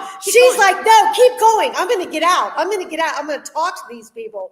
And I'm like, oh my God, they're going to call the police. No, they did not care that we were there. And then when we made it to the address that we were looking for, that was it was shocking. And then and then it did tell a story, and then somehow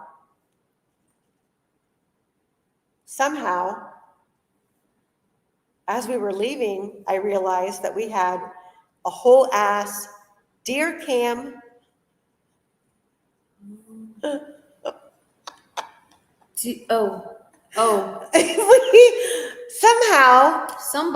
I didn't do it. Somehow I had a whole ass deer cam in the back of my car. Not me. Now I have to figure out what it's worth. Okay. Is there footage on that deer cam? That trail cam? I don't know. Is there's a whole ass card in there? Because remember, Mullen said he had looked at. Okay, so one of the things that I want to point out, and I think you need to research this later, or while you're uploading all this stuff, where you guys saw the ATV, the path. So where they, okay, remember we went out back and we were looking out back out that way? If you think about it and you stay right along that path, where does I that eventually videotaped go all to? that. I mean, first of all, this property that Tyler Joe French's stepdad rented,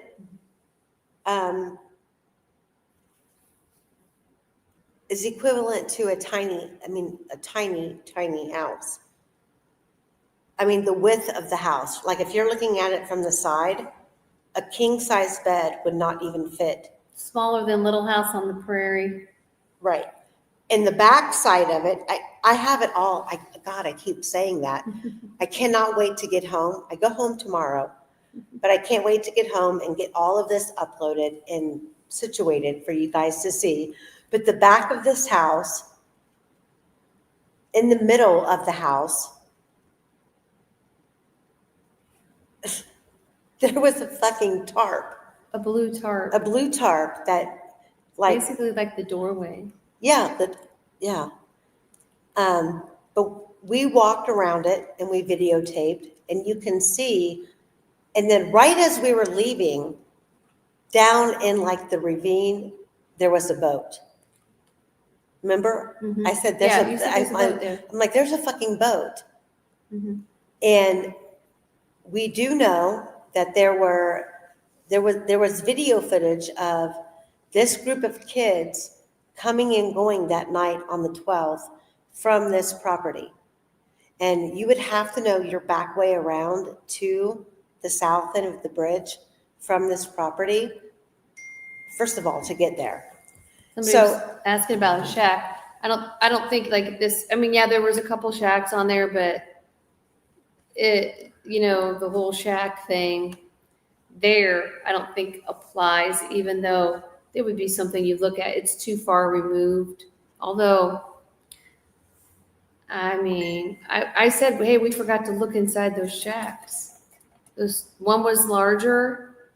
One was like the size of like a utility shed, and the other one was a little bit smaller. It looked like an outhouse type of shack, but There was, so what did we do after that? So we went to French's property, Mhm. and then we left, and then we came back. So I can't remember if you were with us or not. Yeah. But we examined Ron Logan's property, the property in front of his house where the cell phone tower is. That wasn't working. And if you guys remember that on Google Earth that I pulled it up, it looked like there was a burn pit right in the middle of that field between the barn and the cell phone tower. Right now, you can't see any kind of a burn pit. So I don't know what Google Earth is showing me, but in person, we can see the tower. I got pictures of the tower, but I cannot see any area of the burn pit. So there's that. And then, One thing that was disturbing to me because of what's come out with I'm this, so tired. these Reese date, yeah, she has Annecy. One thing that was disturbing to me was every single outbuilding on Ron Logan's property It's gone, wiped away. gone. So if there was anything ever, even if somebody, killer, whoever, put them in there, had clothes in there, because I'm going to tell you something at the trial. I'm just going to say this. At the trial, I met a guy that was in Logansport, had gone to high school with Richard Allen, and he and another gal were there at the trial. They came a couple days, and he said, hey, I talked to some lady who had been talking to Ron Logan's friend, and he started kind of telling me a little bit. I said, before you go there, like, okay, how did this woman seem to know a lot? I said, where was she from? Well, she's from Canada. Oh, did she say her name was, Turbo or it was Tammy Kirby? Sorry, I guess I'm going to be in trouble. No, I mean, I was at so, strike or whatever. okay, you're gonna have to so- go into detail so the- because I know the name, but I don't know Oh, okay. who it So, is, what anyhow, the connections I are. probably shouldn't say anything else, but. Too okay. late. Well, okay, so, Spill okay, it. he said that she told him that she had talked to Ron Logan's friend. Okay, this is when people don't know one way or the other who did this to the girls. So at the time she wasn't on anybody's side. Now she's all that Richard Allen did this kind of thing. But at the time she had talked to Ron Logan's friend of his, and he said that Ron had heard some screaming or something going on in the middle of the night. And so he went out and he was kind of looking around and he went in one of those outbuildings. Who said this? This is, I shouldn't say it anymore. I don't No, know if that's say it. getting me in trouble. Fucking say it.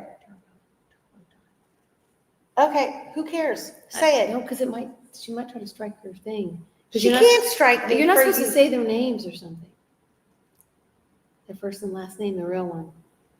Okay. You guys know. If Turbo, Radar, you say it. If Turbo Time is her real name, God fucking help her. Period. Say it. Turbo Okay. Time said. So what? this guy's telling me this, but she's not going to say it anywhere out there because it doesn't help their side of what they believe. But this guy said that, Ron heard some screaming. This is one of Ron Logan's friends, allegedly. And I mean, for her to say this, and she's done a lot of investigating, she's right about everything else. Is she not right about this? What else is she right about? Everything else on the stuff that they've done. Okay. So says that Ron Logan heard some screaming, had gone out to one of those outbuildings, went in and saw some girls' clothes. And he's like, I think this is these girls' clothes or something. They're not going to pin this on me. And took the clothes and gathered them up and took them down to the creek and threw them in the creek. That is what was said. I mean, that's just one of the things. That was said when? I don't know when she found this out, but it was before the trial. I know for sure it was before the trial. Within, I don't know what. And this is coming from a chick who calls herself Turbo Time. What's her real name? Tammy Kirby. No, she's had. Huh?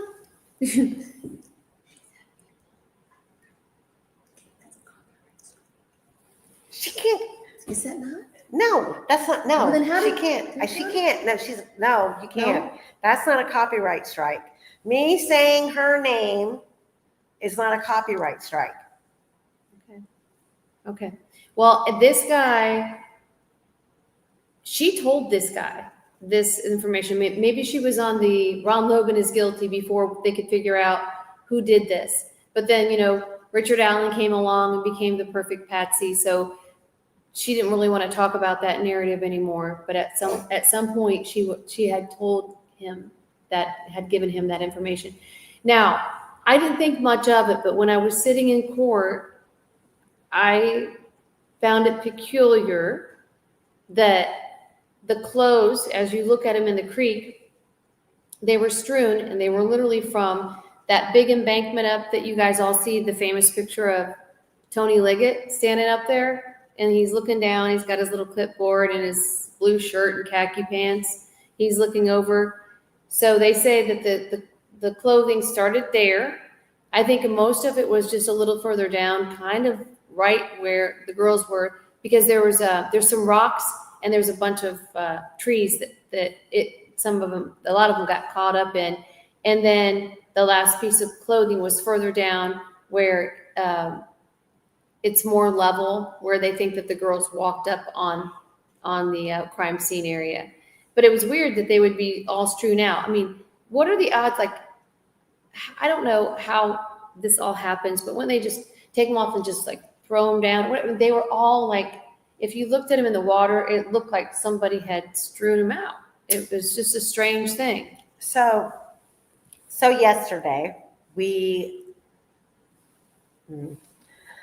yesterday we parked at the back of the cemetery and backed the car into like a little niche so no one could see it. And Cherie, was not willing to get out.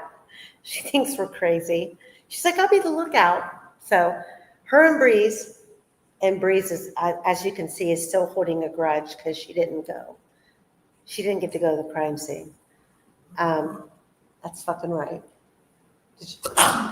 See, she's still mad about it. She's so mad She used about to it. scare me like this. She's still mad about not being able to go to the crime scene.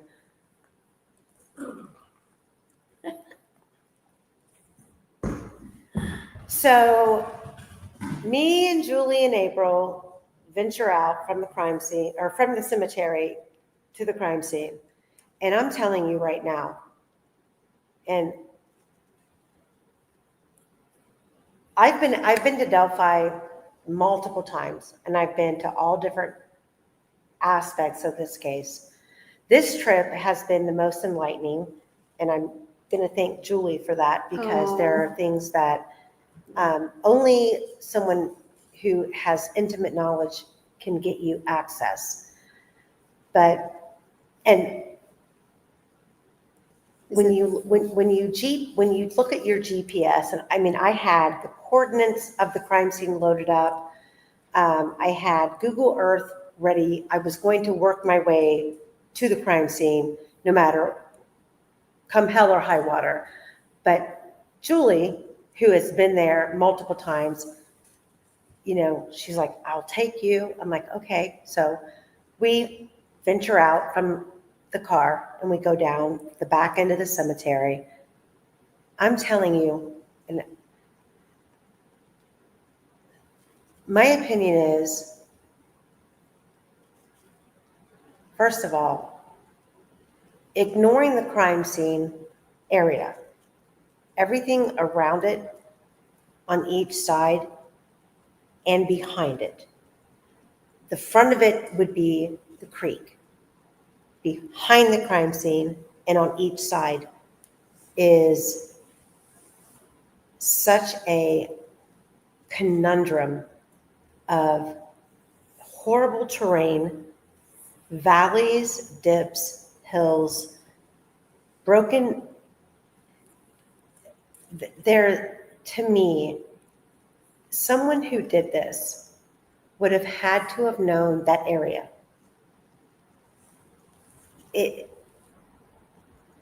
It's so bizarre. And then when you get to the crime scene, I was standing there, like Julie and April are talking. They're kind of like maneuvering around. We're looking at the tree that Libby was laid beneath. We're looking at the tree that people call the F tree. And I have several panoramic photos that I did of that area. And personally, I'm looking at where this location is to the edge of the water. There is absolutely no fucking way somebody could have walked this side, the crime scene side of the creek, in that area and not have found those girls. I was anticipating this area being way further back from the water. I mean, I heard 50 feet, but 50 feet is whatever you want it to be until you see it in real life and you go, oh shit. That's close. It's not that far. What do you think about because I know that the terrain's rough all around it, but what do you think about the area, the flat area? I mean, as far as, let's say people were searching over there, there's not a whole lot of flat terrain to search on. And then the girls are 50 feet. I don't care if you're covered up with whatever. It almost seems absolutely impossible that if you're even walking and you have no light at all, you're 50 feet, you're going to stumble onto them, especially if somebody's naked. I mean, you're going to see that white body. The distance between, well, first of all, where the girls were found, and you walk straight ahead, to the water. And at the edge of the creek, where they want you to believe at somewhere along that time or along that area, the girls climbed up the embankment. Okay, I'll go for that. They climbed up the embankment. That embankment really, within I would say at least 100-yard radius from left to right, was no more than 6 to 10 feet to get up that embankment. It's not 2 flights of stairs. I will tell you that according to what they said at the trial was, you're on that, I don't know what's it called, the sandbar, the island or whatever. I mean, there's virtually. Well, that sandbar wasn't even visible on the 13th or the 14th because of the height of the water. But even if the water's high, you can still probably get in there. Like, it might be like to mid calf on the sandbar. But what the crime scene investigator testified to was that when the girls crossed, they crossed at the flattest, easiest way to come up, which was about the last that last spot where the piece of clothing was found. So it wasn't like directly across from Weber's, where you see Tony Liggett with that clipboard, and it looks like they would the logical thing is like, we got to get away. We're just going to try to get up there. But the crime scene investigators testified in court, and I mean, we don't know. I mean, this is just what they testified to, is that so you would go at almost a little diagonal, the easiest way. I always say path of least resistance. I've said this the whole time that I've ever done any filming, anything. Okay, but but putting that in perspective with the amount of time that we're working with, you're talking 214 to 232, and you're talking about the path of least resistance with, first of all, 2 major drops.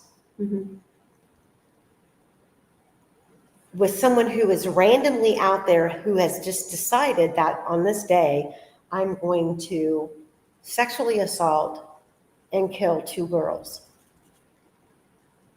There is absolutely no room for anything to be happenstance. Let's look at the creek. Let's find the path of least resistance. Right. Let's go all the way over here so we can cut up over there. And in the meantime, we're not even talking about being at the south end of the bridge and bridge guy pulling a gun and Libby saying, that be a gun. He racks it, kicks out the fucking discarded unspent round.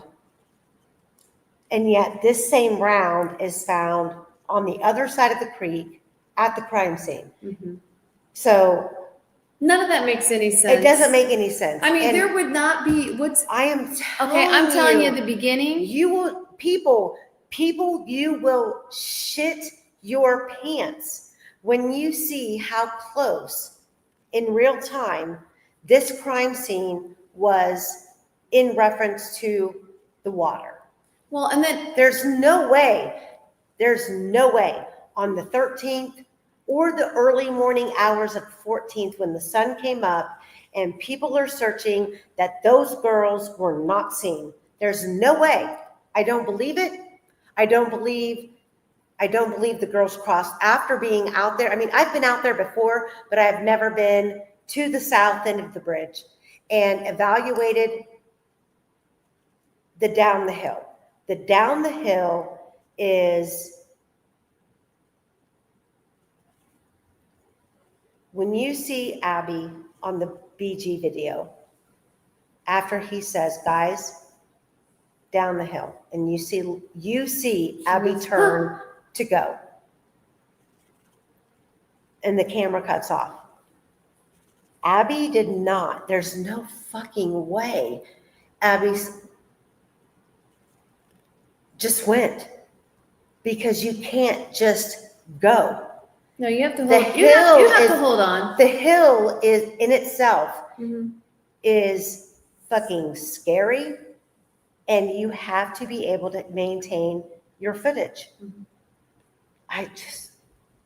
It just puts so many different things into perspective. mean, it really does. I don't know at what point in time when they say that Brad Weber got home at 2:20 and they're saying bridge guy, they're trying to say Richard John, saw this white van and he was gonna rape him, but he decided that, oh, I don't have time to do that. I'm gonna kill him.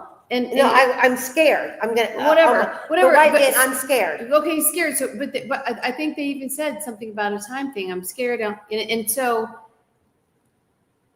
there was so much time needed for every single thing that happened to these girls, and for one person to do it. And you combine everything else about that they weren't found, that nobody found him. You talk about the phone data and the 433. You put all that stuff together. It's just, none of this makes sense. I've said, who got away with murder? The prosecution. I mean, and even worse, put an innocent man in prison. And now he has to sit there for who knows how long. That is not justice for Libby and Abby. That's not justice. That's what angers me so much. You can't be, well, we just want somebody to be found in it. Well, you know what? We got this guy, and you ignore your log. You cannot, with your logic, anyone with an average IQ, with any kind of logic at all, and especially people that are in this true crime stuff that have been doing this for a long time, you cannot ignore this and think that, okay, this is okay. This guy did this. You have to be open-minded and look at all the facts. And if you're not, you're fooling yourself. You're a bad judge of character. Get out of true crime. You can't do it. You're too biased. Anybody can see this. Like, do you think that I did not want to talk with the defense? I have been fighting for over, all this time, at this point it was 6 years, to try to find Libby and Abby's killer. Like, I was willing, just like, I don't do the YouTube stuff, but I was boots on the ground talking to everybody, just dig. I couldn't give it up every single night, hours upon hours, and here I am still doing this. But now you are on YouTube. Well, now I'm on YouTube. But so the last thing that I was expecting was to have the defense want to talk to me when, wait a minute, you just, in my mind, I mean, I didn't know any different at this time. You just I was still suspicious. Like, okay, what do you have on this guy? But you just arrested Libby and Abby's killer. Thank God we can just all put this behind us, because this has all taken up all these years of our life. And, I mean, it's not just about us, obviously, it's about them. But it's also about the people that have invested their life. Like, there are people that have suffered a lot of relationship issues, people that are married. This has taken a lot of time away from people's family members, but it's because we care. It's because we care about our country, due process, the Constitution, that sort of thing. So when the defense wanted to meet with me, to talk with me, I was extremely hesitant. I actually contacted my pastor and consulted him. And I said to Andy and Matt, I said, if you are willing to meet me at my church in the prayer room, I will be willing to talk with you. And they said, that's great. We'll come to you. Tell us the date and time, the place. And they met with me, and they prayed. And What's up, Big J? What's up, Big Jennifer? Go ahead. It was good. It was good. Andy Baldwin, he is a great man. And Matt, they just said, all we are doing is seeking, we're just doing some fact finding. There's nothing wrong with fact. I said, okay. So I just kind of took it one day at a time with that whole thing. And my eyes, just as our eyes have been open in this thing, she needs some sleep. I could slowly start to see, I myself was turning like, I don't know about this. I don't know. I was excited. I was still excited at when they announced the arrest and at the presser. But as time went by and I started seeing some things, just like everything that brought us here, this is not right. So every person should want, even if you want the guy to be caught and you want to believe, well, look, he confessed. Yeah. Then you're not looking at the other part of the stuff. You're not looking at the truth. You're not seeing the truth. You're trying to put this to bed. And this is an injustice, not only to Libby and Abby, I think more so to the living, which is Richard Allen. Libby and Abby are gone. But whoever killed them, we don't know yet. And it's just it's an injustice And all around now. It's a lot of work. Like, I feel like, I think I got like, maybe 4 hours of video footage today. Mm-hmm. We started out at the Freedom Bridge, and we just started walking, and we started recording times, and a lot of it I recorded just us walking and having conversation, which I think that a lot of you are going to find very informative. But I screenshotted her stopwatch at different intervals when we're talking about where people claim they were on the trail. And then we get to the Monon High Bridge, and we're discussing Rayleigh Voorhees's trial testimony and what it says versus what are possibly facts. And then I follow her, we go down the 505 to the creek's edge, which is by no means a straight shot. Like, you don't go down the 505 and get to the water's edge underneath the bridge. You have to take some serious sidetracking pathways to get there. So we did all that today. Everything was on the stopwatch that we have. And then we get done, and we were talking about David McCain and his testimony and the statements that we knew early on surrounding Brad Sherman, statements that were made. For example, there's a couple arguing under the bridge, which there's contradictions to that statement, that I didn't see anyone except for a couple out on the bridge, which would have been Daniel Pearson and Shelby Hicks, which then turned into a couple under the bridge. So, but I always thought that you could, until today, and listening to, and you guys are more than welcome to go listen to it, Rayleigh Voorhees' testimony, where she said, we went down the right side of the bridge, down the hill, underneath the bridge. That to me does not mean that they turned around and walked for almost 7 minutes and then turned left to go down the 505. The timing of all of this is important because it is not up to a judge to decide this part of the case that can come in. So the timeline, when we say argue and fight the timeline, that's the timeline. Because someone, where, when, and how are either lying or making up shit or just does not have a good memory of any of it. And when we left there today, I was just like, there's no way. Those girls were forced down the first hill and then forced down a second one and were forced across the creek. There's no way. And that's just my opinion.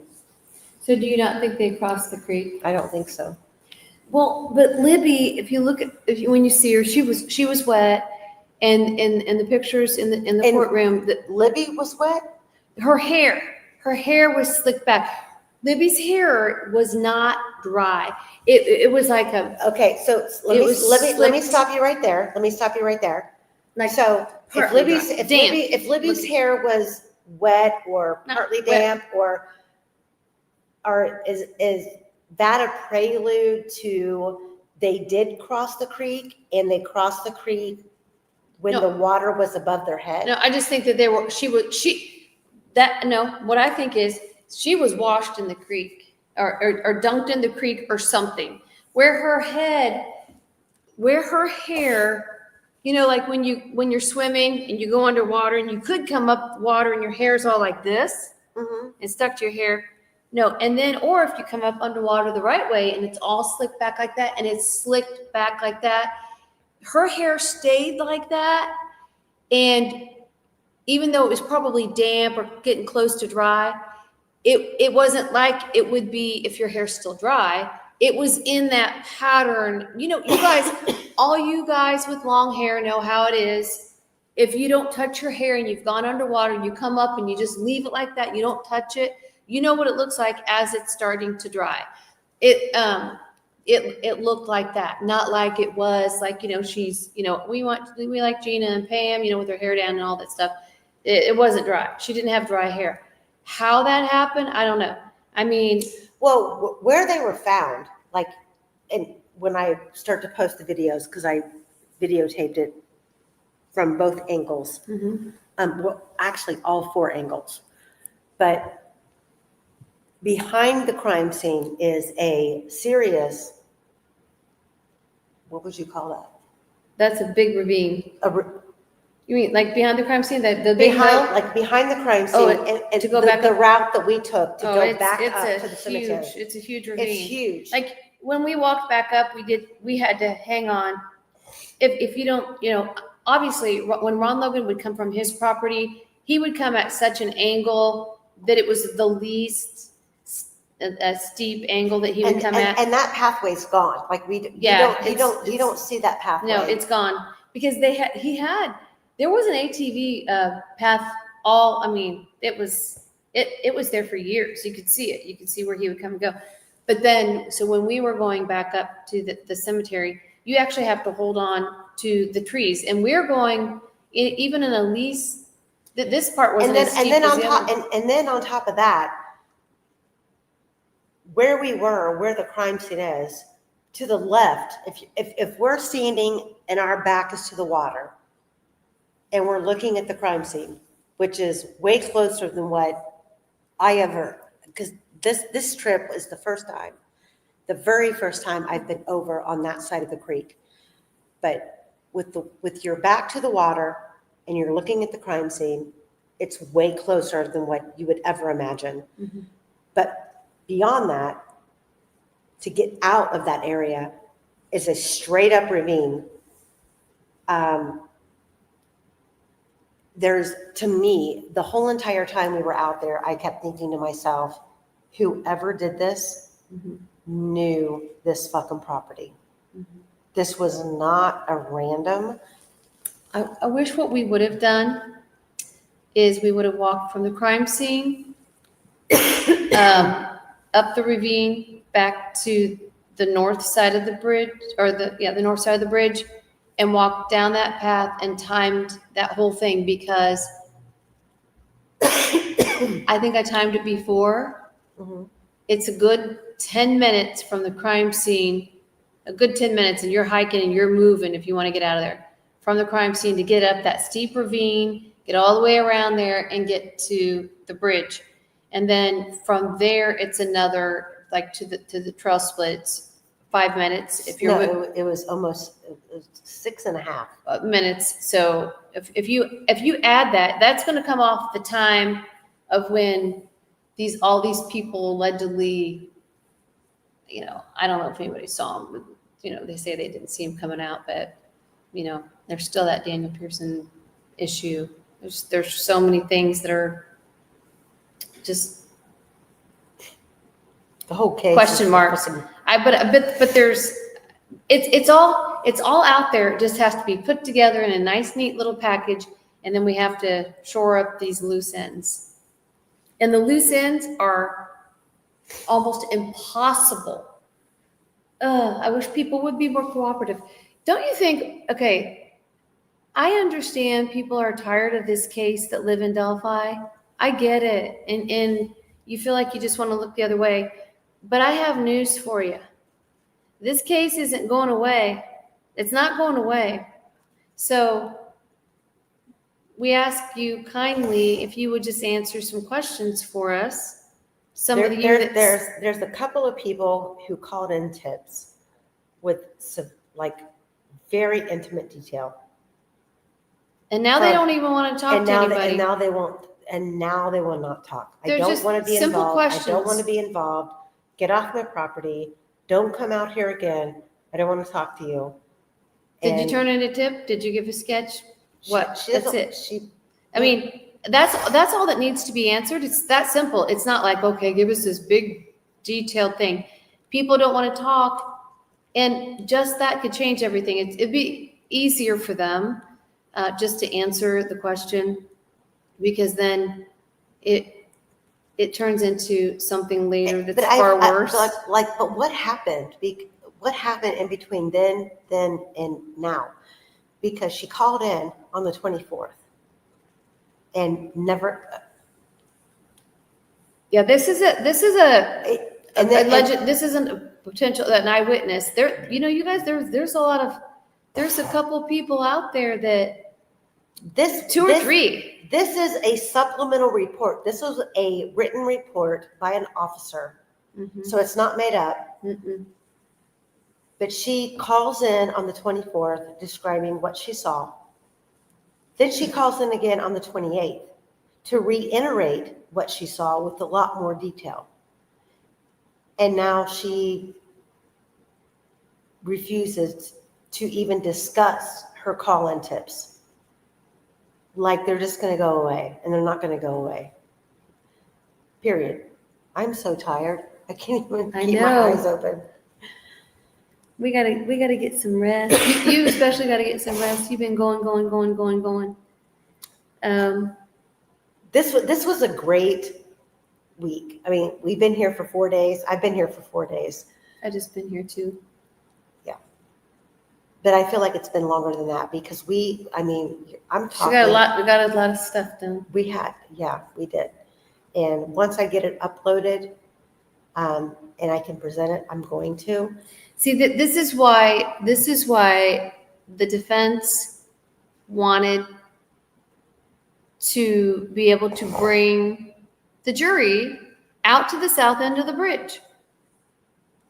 If the jury was at the south end of the bridge and they were looking at down the hill at the private drive, and then they had done that themselves, walked across the private drive, I don't care about So change a lot. easy access because someone knew something they shouldn't have.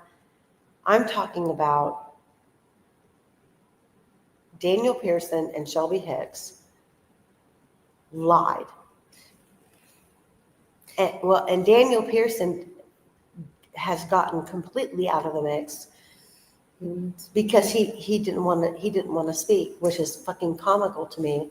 Like since when are you investigating a homicide and you walk up to the door where you're told this homicide happened and someone answers the door and says, I don't know what you're talking about.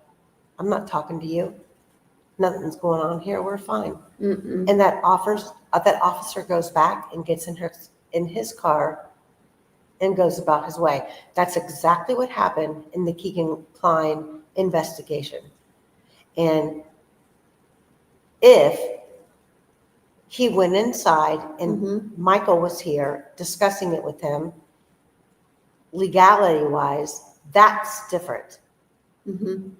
But I just don't know if that's happened. Do you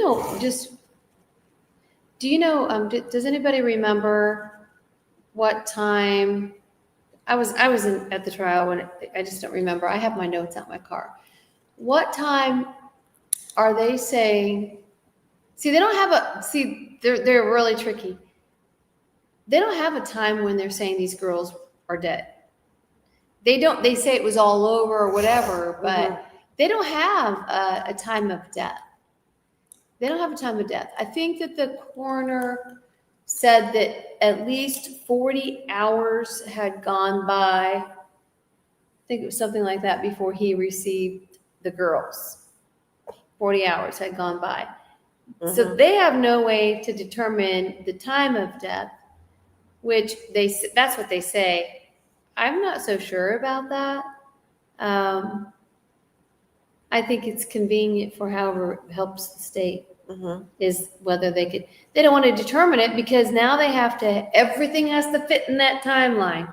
But what they were saying was that if Brad Weber got home at 2:20, then he took these girls over, and I thought there was a time that they felt that this was completed. Maybe not the time that they died, but when he was done. What time was that? 2:30. Well, 2:32 is the key point, and when the phone stops moving, as if the phone was, under Abby, the way that they claimed that it was.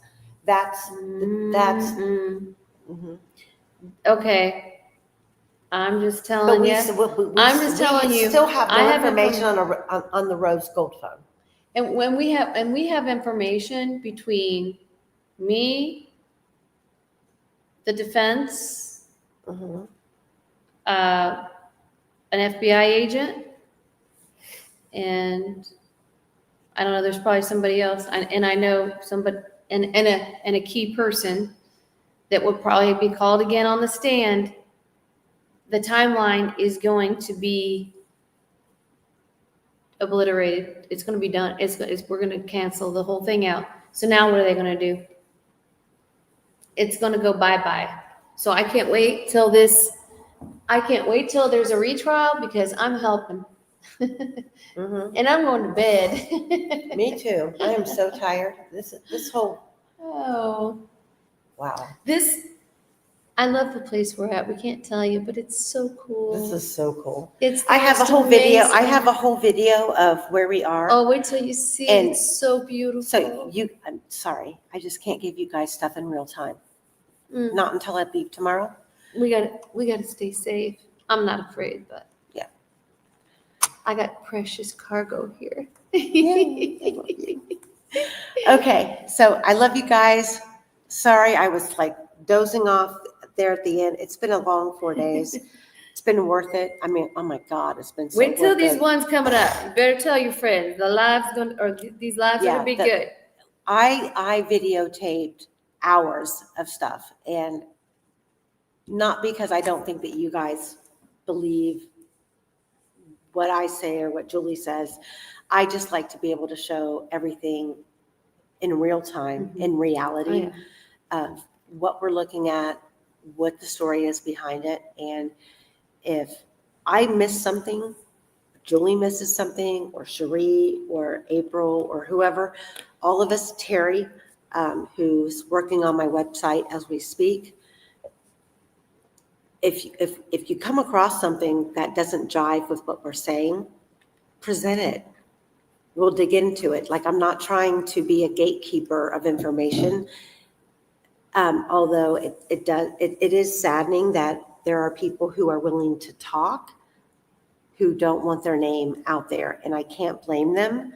And as a community, you have to ask yourself, okay, are you going to get hung up on the fact that I can't say the person's name versus those who would rather have the information to go off of?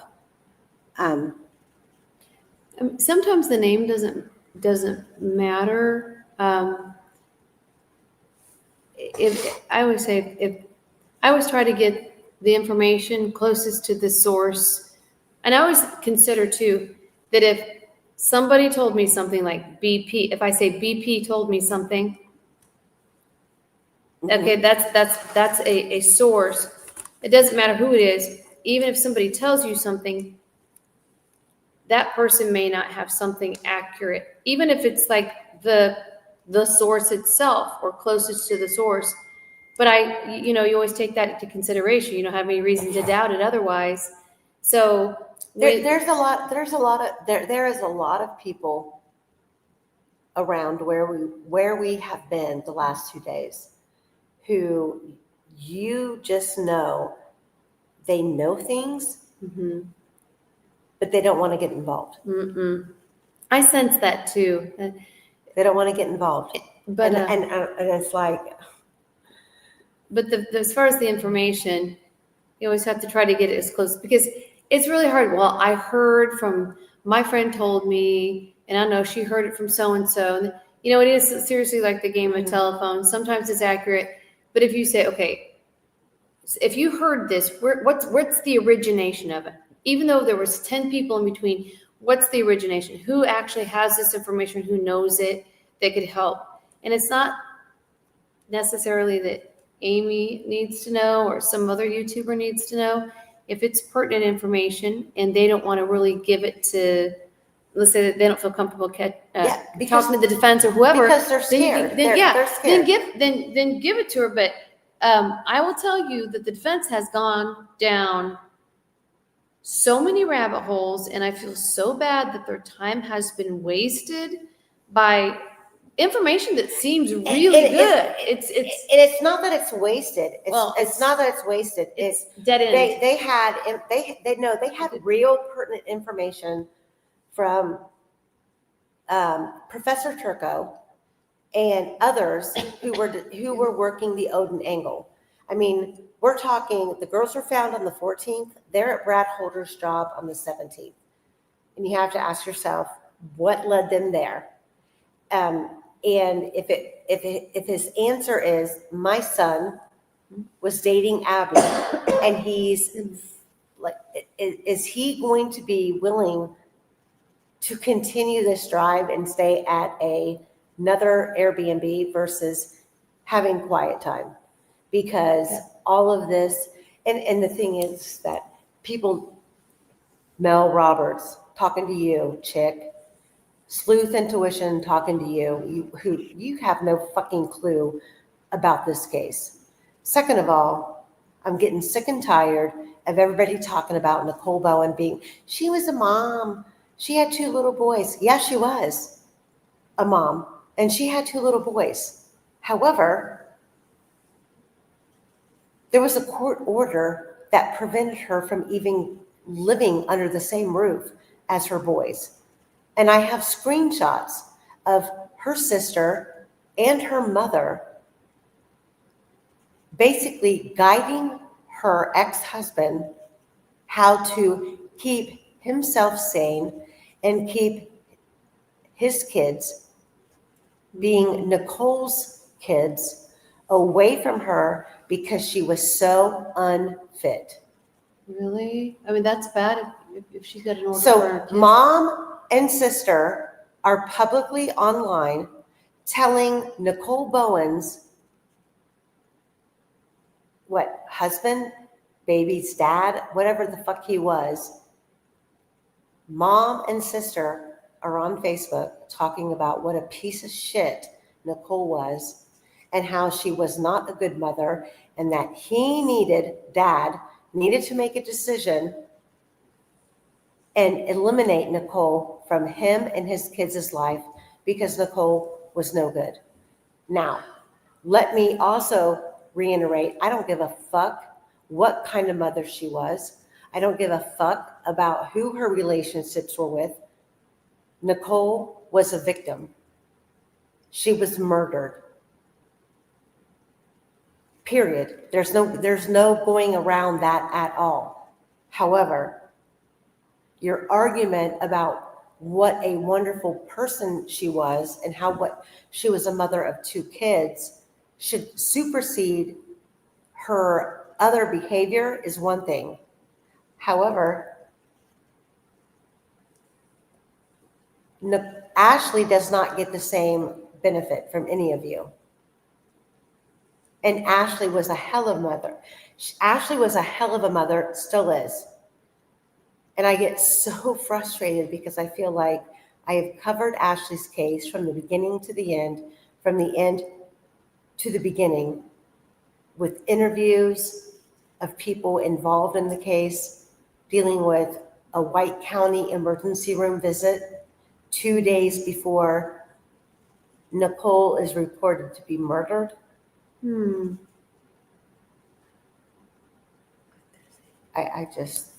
whole thing is just. What was Max lying about?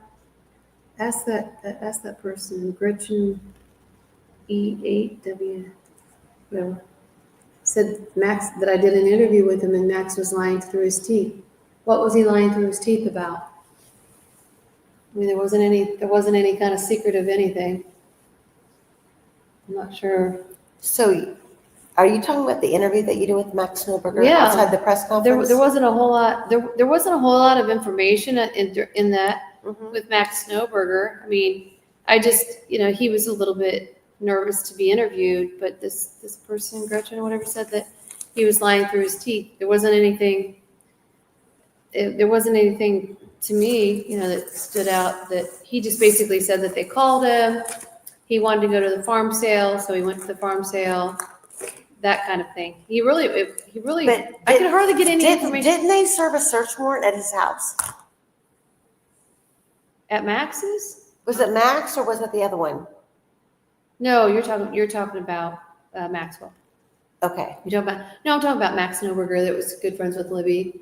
And basically, I just did kind of a very superficial interview with him, just to say, hey, he had gone through a lot of trauma. He had gotten into drugs. I mean, he went downhill because of the murders of these girls, and he went into Kinsey, which is like a juvenile, I don't know, rehab detention Yeah. over there in Kokomo. Garrett was there. Yeah, and that's where he met Garrett Kurtz. Well, How crazy is that? 90% of Garrett's criminal record is Uh-huh. sealed because he was a minor. Oh, really? Oh, Mhm. darn. I didn't know that. Yeah, so Max told me he had met him there.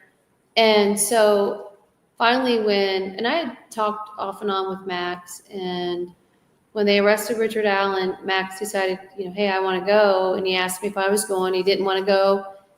And so we arranged to meet each other there. And then we did an impromptu interview. I think Randy Gravitt helped me get the live video going.